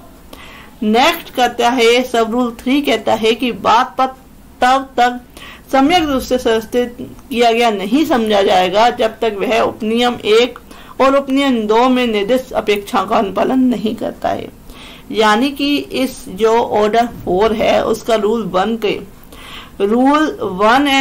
सब रूल 1 एंड 2 की सब रूल 1 कहता है कि न्यायालय में जो वाद पत्र दाखिल किया जा रहा है, जो केस दाखिल किया जा रहा है, वो 2 कॉपियों में उस अधिकारी को उस न्यायालय में दाखिल किया जाएगा।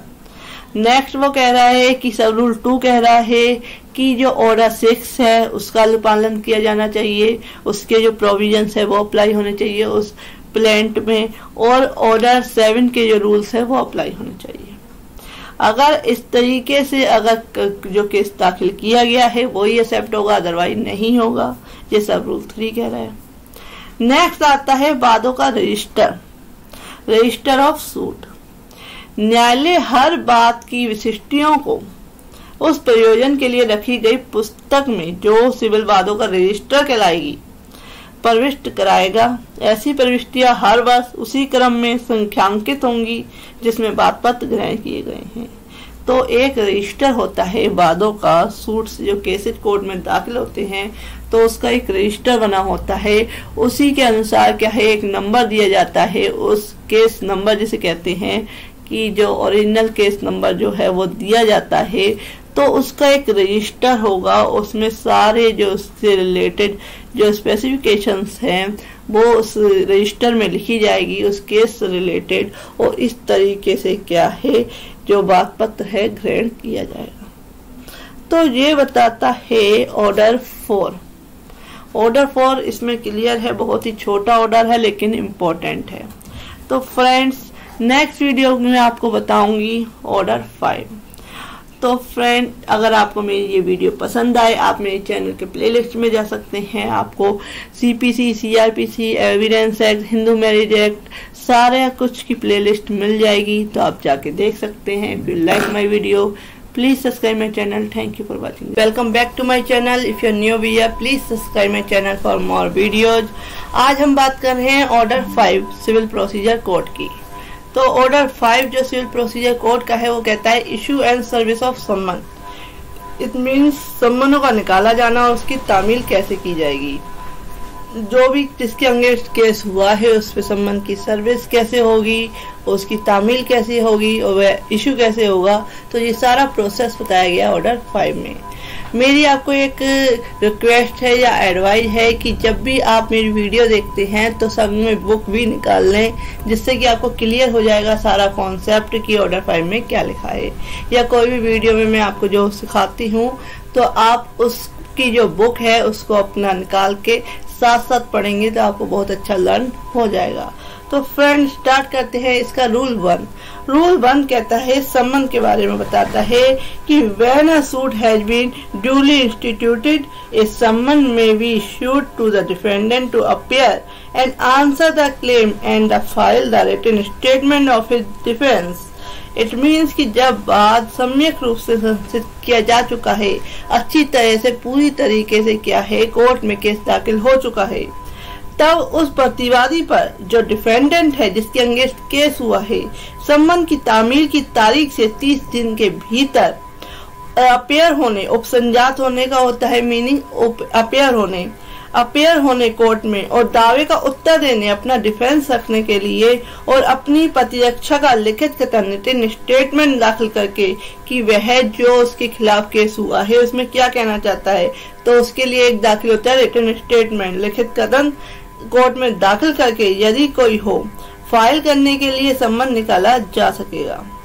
तो इस तरीके से सारा जो है वह सम्मन निकाल सकता है कि डिफेंडेंट जो है अपना पक्ष रखे, अपना रिटन स्टेटमेंट कोर्ट में दे कि वह क्या कहना चाहता है इस केस में।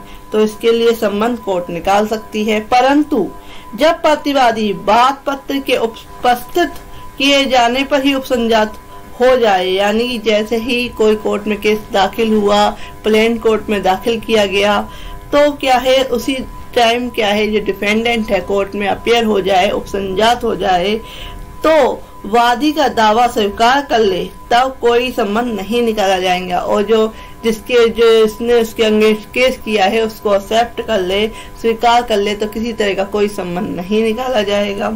इसमें एक परंतु और है, प्रोवाइडेड फर्दर दैट यह और कि जहां प्रतिवादी 30 दिन की उक्त अवधि के भीतर लिखित कथन फाइल करने में असफल रहता है, जो टाइम पीरियड है रिटन स्टेटमेंट डिफेंडेंट की तरफ से अपना जवाब दाखिल करने का वो है 30 दिन का।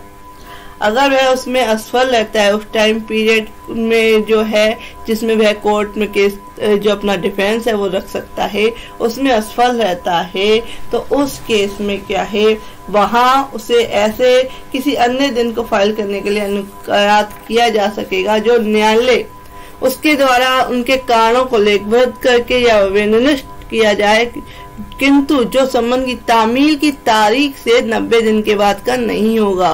इसमें क्लियर लिखा हुआ है कि 30 दिन तक क्या है, डिफेंडेंट जो है वह अपना रिटन स्टेटमेंट कोर्ट में किसी वजह से दाखिल नहीं कर पाया तो वह कोर्ट को बता सकता है कि वह इस कारण से, इस कोर्ट से क्या है, कोर्ट में दाखिल नहीं कर पाया, अपना रिटर्न स्टेटमेंट, अपना डिफेंस नहीं रख पाया, तो वह क्या है, कोर्ट क्या है उस टाइम पीरियड को बढ़ा देगी थोड़ा, और लेकिन वह कितना बढ़ाएगी, वह 90 दिन से ज्यादा का नहीं बढ़ा सकती कोर्ट।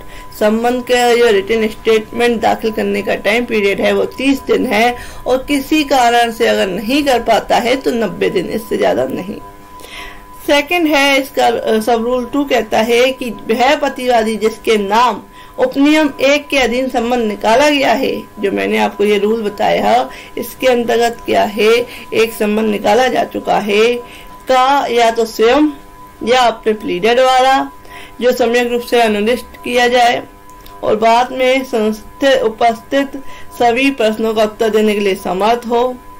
ऐसे प्लीडर द्वारा जिसके साथ ऐसा कोई व्यक्ति है जो ऐसे सभी प्रश्नों का उत्तर देने के लिए समर्थ है, उत्तर देने के लिए समर्थ है, यानी कि वह जो अगर कोर्ट ने जो सम्मन निकाल दिया है तो वह स्वयं कोर्ट में डिफेंडेंट जो है कोर्ट में अपीयर होगा, यानी कि उपस्थित होगा, या वह अपने किसी एडवोकेट प्लीडर के थ्रू क्या है कोर्ट में उपस्थित होगा, जो उसके आंसरों, जो क्वेश्चन है, ये लॉ के क्वेश्चन है, उसका आंसर दे सके, या जो केस से रिलेटेड क्वेश्चन आंसर है उसका क्या है आंसर दे सके।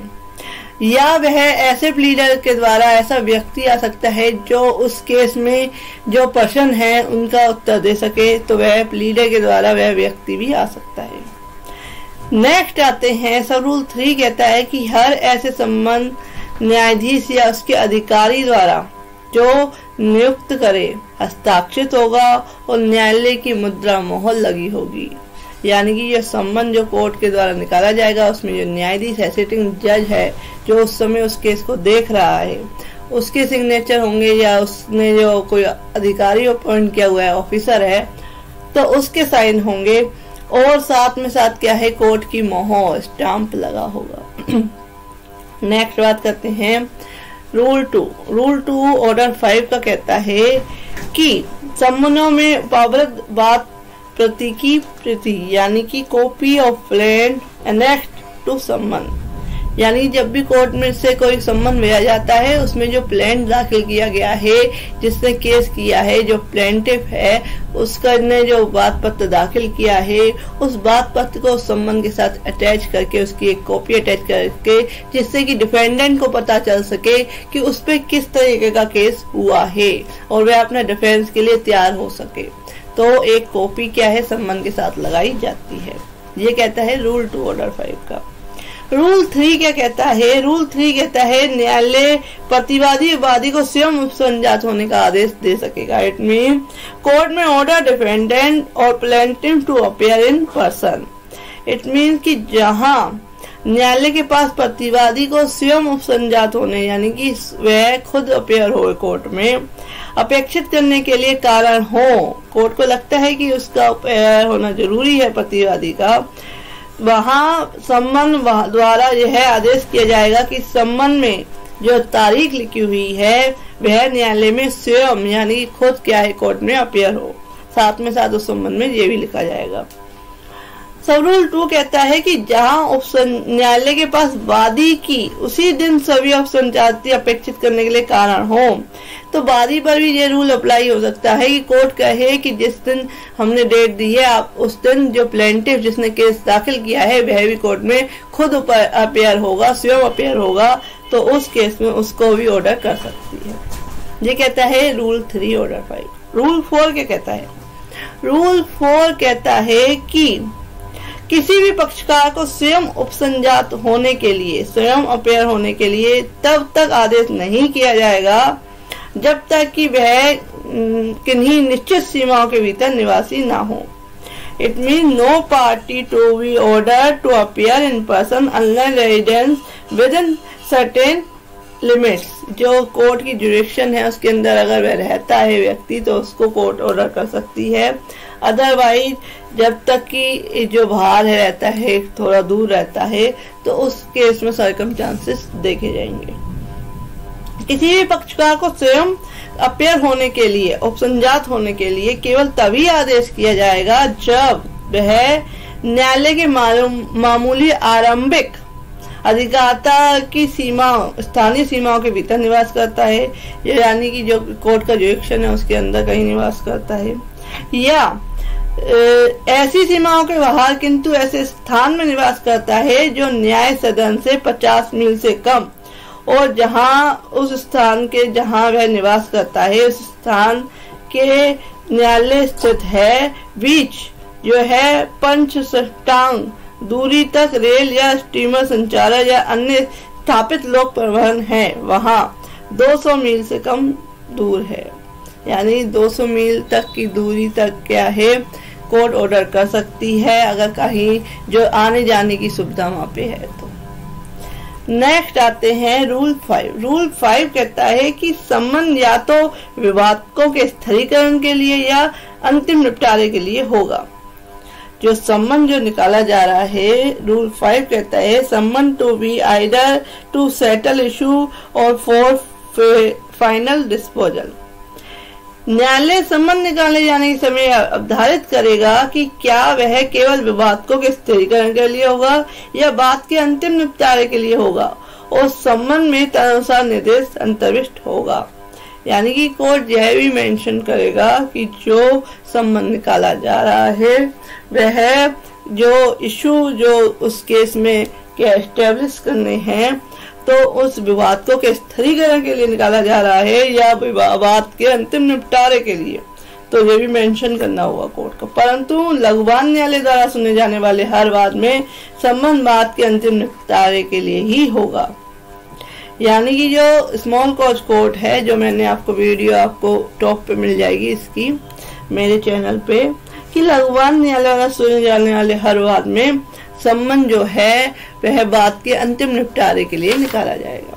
नेक्स्ट हम बात करते हैं रूल 6।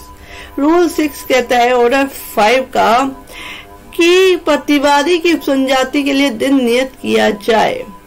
इट मीन्स कि जो रूल 1 के सब रूल 1 के अधीन न्यायालय के चालू कारोबार प्रतिवादी के निवास स्थान में सम्मन की तामील के लिए आवश्यक समय की प्रति निर्देश में नियत किया जाएगा, और वह दिन जिस ऐसे नियत किया जाएगा कि प्रतिवादी को ऐसे दिन उपसंजात होने और उत्तर देने को समर्थ होने के लिए पर्याप्त समय मिल जाए।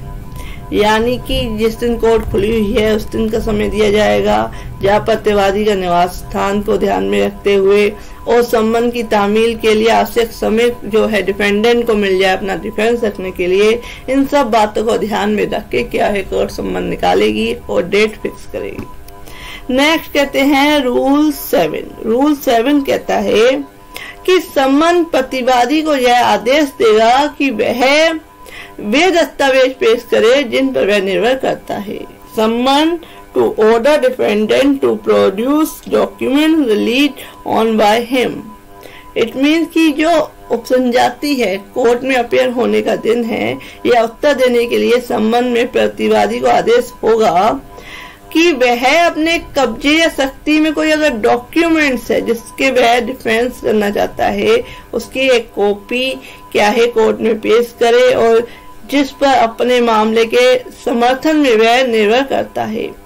यानी कि जो अपना वह डिफेंस रखना चाहता है उसके जो डॉक्यूमेंट्स है वह भी कोर्ट में लेके आए, ये भी मेंशन कर सकता है कोर्ट सम्मन में। नेक्स्ट आते हैं रूल 8। रूल 8 कहता है कि अंतिम निपटारे के लिए सम्मन निकाले जाने पर प्रतिवादी को यह निर्देश होगा कि वह अपने साक्ष्यों को पेश करे। अगर ये है कि जो अंतिम निपटारा फाइनल डिस्पोजल है उस केस का, तो उस केस में कोर्ट ऑर्डर करेगी कि प्रतिवादियों के वह अपने जो साक्षी हैं, एविडेंस जो है, जो विटनेस जो है वो पेश करे। जहां सम्मन बात के अंतिम निपटारे के लिए है वहां उसमें प्रतिवादी को यह निर्देश भी होगा कि जिन साक्षियों के साक्ष्य पर अपने मामले के समर्थन पर वह निर्भर करने का आशय है उन सबको उसी दिन पेश करे जो उसकी जाति का दिन है, जिस दिन उसने कोर्ट में अपीयर होना है। साथ में साथ अपने विटनेसेज भी लेके आए कि अगर जो सम्मन निकाला गया है कोर्ट के द्वारा वह अगर वाद के अंतिम निपटारे के लिए, फाइनल डिस्पोजल के लिए है, तो उस केस में कोर्ट कह सकती है कि आप जो डिफेंस रखना चाहते हैं और जो अपने समर्थन में अपने विटनेस पेश करना चाहते हैं तो आप पेश करें। नेक्स्ट हम बात करते हैं रूल 9। रूल 9 है तामील, सर्विस कैसे की जाएगी, सम्मन और सर्विस। न्यायालय द्वारा सम्मन का परिधान, डिलीवरी ऑफ सम्मन बाय कोर्ट, कोर्ट के द्वारा क्या है सम्मन भेजा जाता है।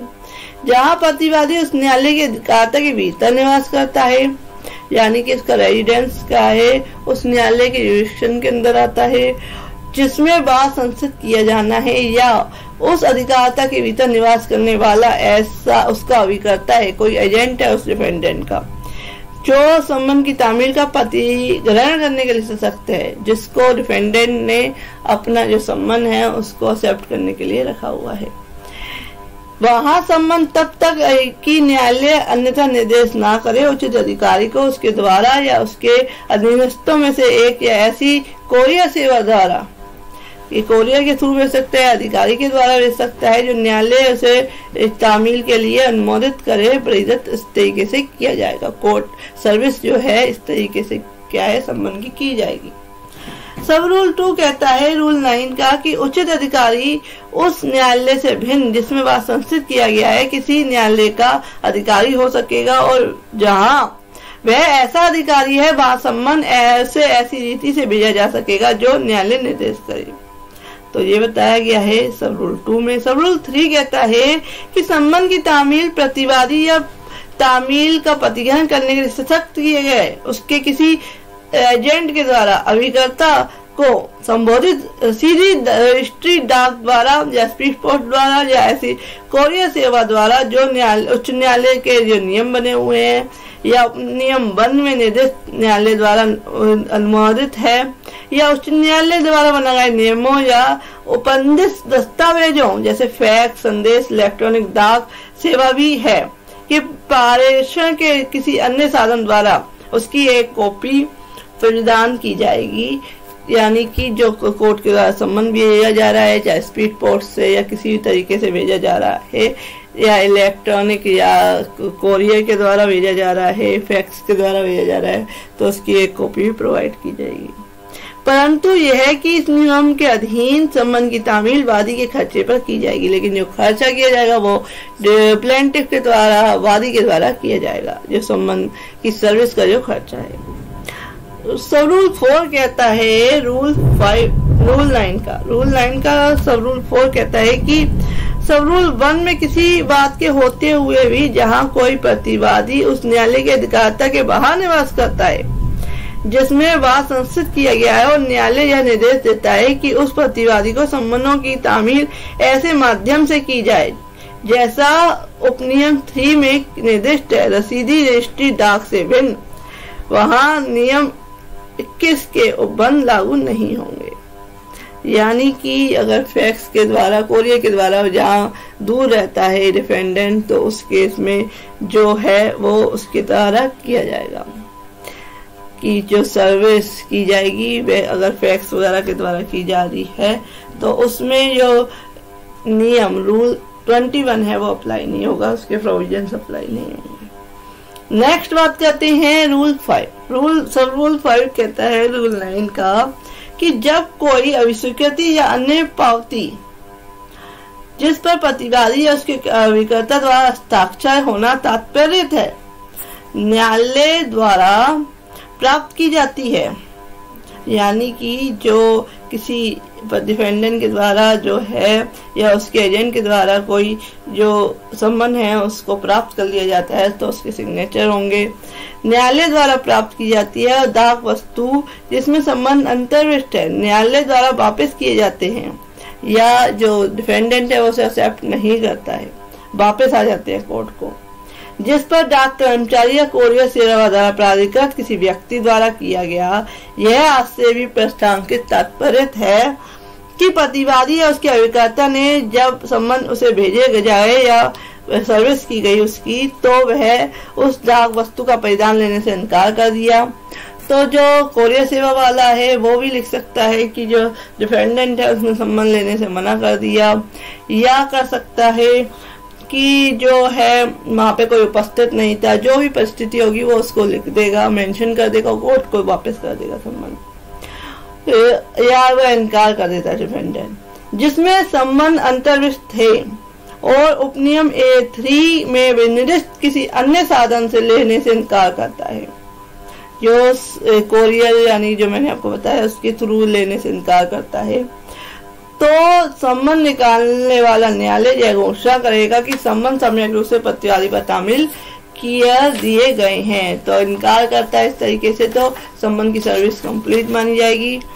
नेक्स्ट लेकिन जो परंतु क्या है कि जहां सम्मन उचित रूप से पता लिखकर उस पर पूर्व संदाय करके और सीधी रजिस्ट्री डाक द्वारा सम्यक रूप से भेजा गया था, वहां इस उपनियम में निर्दिष्ट घोषणा इस तथ्य के होते हुए भी की जाएगी कि अभिस्वीकृति खो जाने या इधर उधर हो जाने या किसी अन्य कारण से सम्मन निकालने की तारीख से 30 दिन के भीतर न्यायालय द्वारा प्राप्त नहीं हुई है।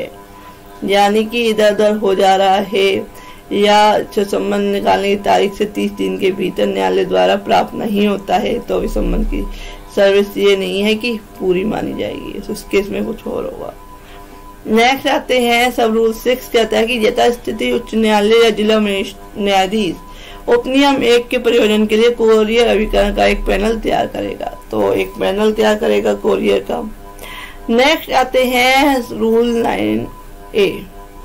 रूल 9A कहता है कि तामील के लिए वादी को सम्मन का दिया जाना, यानी कि सम्मन give to the plaintiff for service, यानी कि जो सम्मन की तामील करनी है वो पर जो जिसने केस किया है उसको ही वो सम्मन दिया जाए सर्विस के लिए।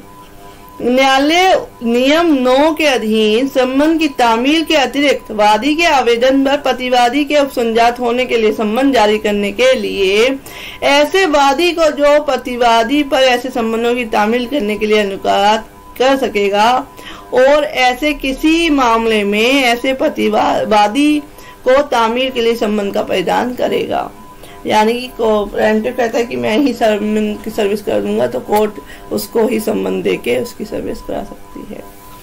न्यायालय के न्यायाधीश या ऐसे अधिकारी द्वारा जो वह इस नियम नियुक्त करे हस्ताक्षरित और न्यायालय की मुद्दा से मुद्दांकित ऐसे सम्मनों की तामील ऐसे वादी द्वारा या उसकी ओर से उसकी एक कॉपी व्यक्तिगत रूप से प्रतिवादी को देकर या निवेदन करने पर की जाएगी और पर तामील की ऐसी पद्धति से की जाएगी जो नियम 9 के उपनियम 3 में उल्लेखित है।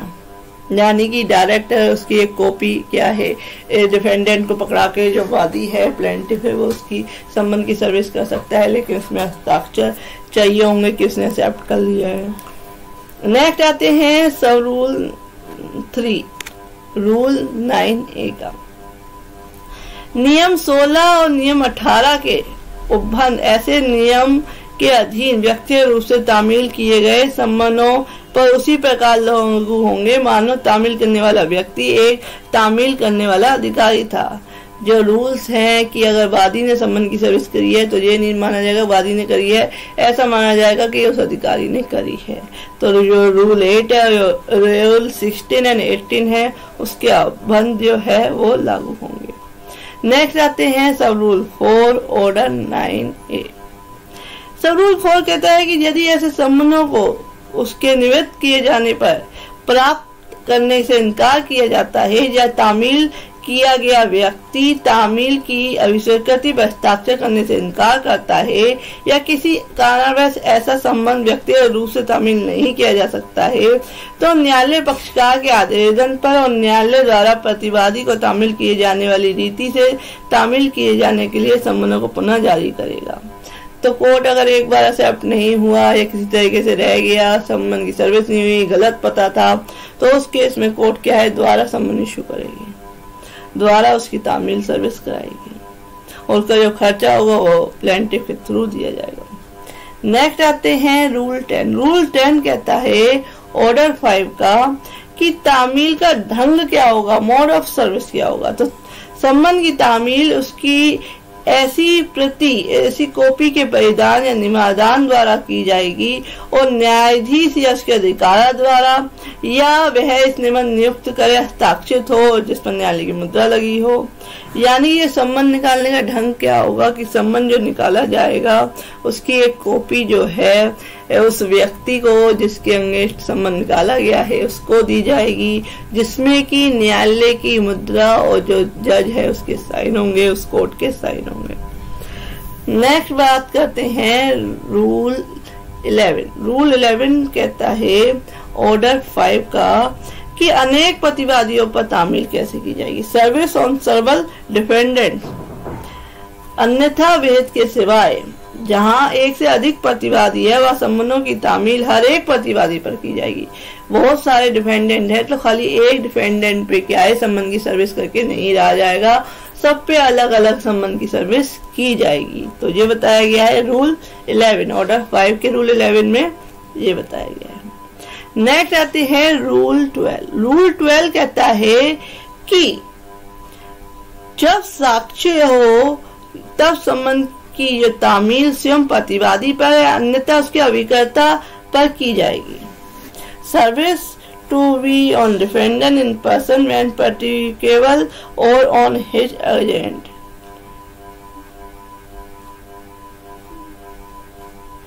जब साक्ष्य हो जहां कहीं भी यह साध्य हो, साक्ष्य नहीं है सॉरी, साध्य हो, जब साध्य हो वहां तामील स्वयं प्रतिवादी पर की जाएगी, किंतु यदि तामील का प्रतिगमन करने के लिए सशक्त कोई ऐसा अभिकर्ता है तो उस पर उसकी तामील पर्याप्त होगी।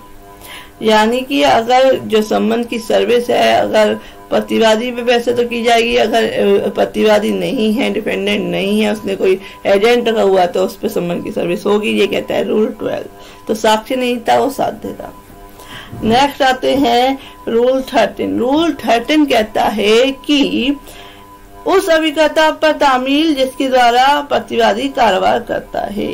Service on agent by whom defendant carries on business, carries on business। It mean कि किसी कारोबार या बिजनेस से संबंधित क्या है, कोई काम करता है उसका व्यक्ति या एजेंट किसी ऐसे बाद में जो उसके ऐसे व्यक्ति के विरुद्ध है जो उस न्यायालय के अधिकार तक स्थानीय सीमाओं के भीतर निवास नहीं करता है, जिसके संबंध निकाला गया है, किसी भी ऐसे प्रबंधक या अभिकर्ता पर तामील ठीक तामील समझी जाएगी जो तामील जो सर्विस है तामील के समय ऐसी सीमाओं के भीतर ऐसे व्यक्ति के लिए स्वयं ऐसा कारोबार या काम करता है। यानी कि जो व्यक्ति कोई बिजनेस चला रहा है उस डिफेंडेंट का, तो उस पर भी संबंध की सर्विस की जा सकती है। नेक्स्ट आते हैं पोत के मास्टर के बारे में। इस नियम के प्रयोजन के लिए यह समझा जाएगा कि वह स्वामी या भाड़े पर लेने वाले व्यक्ति का अभिकर्ता है। तो अगर वह कोई पोत चलाता है, शिप चलाता है, तो उस पे उस जो पोत चलाने वाला व्यक्ति है उस पे संबंध की सर्विस की जाएगी।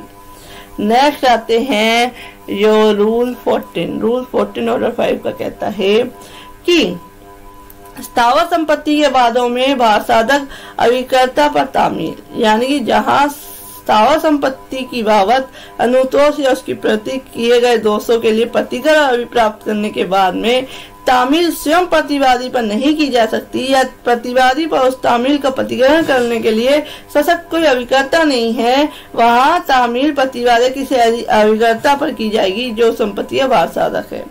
यानी कि स्थावर संपत्ति से रिलेटेड केस है, मूवेबल प्रॉपर्टी से रिलेटेड केस है और कोई एजेंट डिफेंडेंट के द्वारा नहीं है और एजेंट जो डिफेंडेंट है वो भी नहीं रहता है, तो जो उस संपत्ति को संभाले हुए है तो उस पर संबंध की सर्विस की जा सकती है। ये कहता है रूल 14।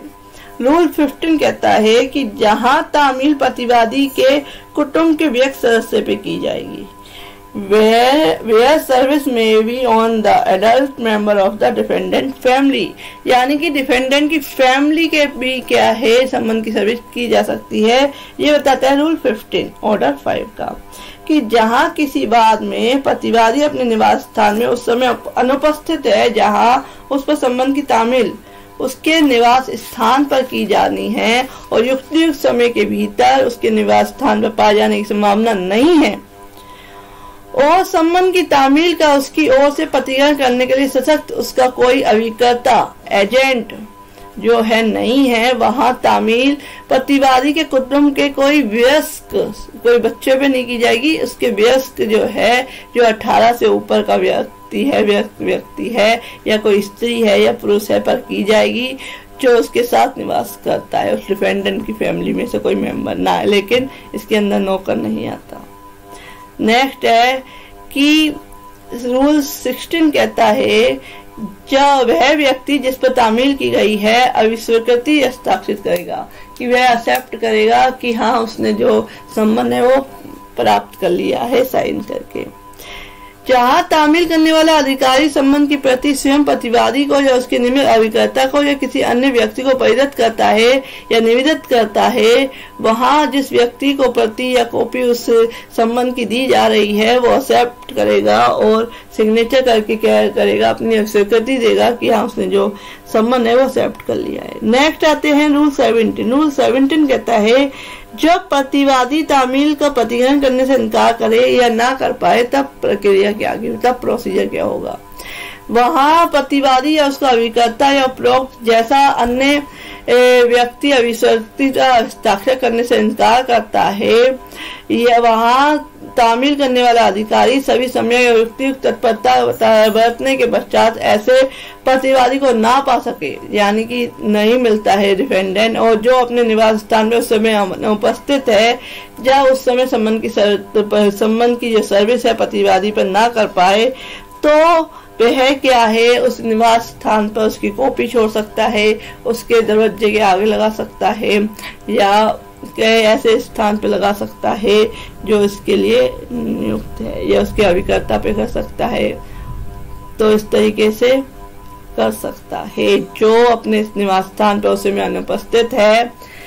तब उस संबंध की सर्विस की तामील उसके निवास स्थान पर की जाएगी और युक्त समय के भीतर उसके निवास स्थान पर पाए जाने की संभावना नहीं है और ऐसा कोई अभिकर्ता नहीं है, एजेंट नहीं है जो संबंध की तामील का प्रतिग्रहण उसकी ओर से कर सके, या ना कोई ऐसा व्यक्ति है जिस पर की संबंध की सर्विस की जा सके, उसको फैमिली मेंबर भी नहीं है, जिसमें प्रतिवादी मामूली तौर पर निवास करता है या कारोबार करता है या स्वयं काम करता है, बाहरी द्वार पर या किसी अन्य सहज दृश्य स्थान पर क्या है संबंध की एक कॉपी लगा देगा और उसको प्रस्तावित कर देगा और ऐसी रिपोर्ट के साथ जिसमें यह कथित होगा कि इसकी एक प्रति ऐसे लगा दी गई है और वह कौन सी परिस्थितियां थी जिसमें कि ऐसा किया गया कथित होंगी, और जिसमें उस व्यक्ति को नाम और पता कथित होगा जिसमें गृह पहचाना था और जिसकी उपस्थिति में प्रति लगाई थी, तो न्यायालय को लौटाएगा जिसने निकाला था।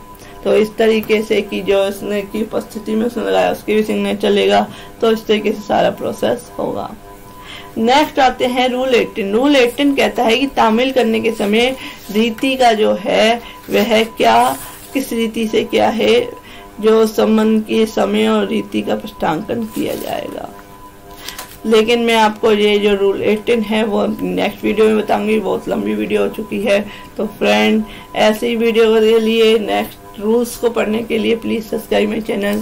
Thank you for watching this video.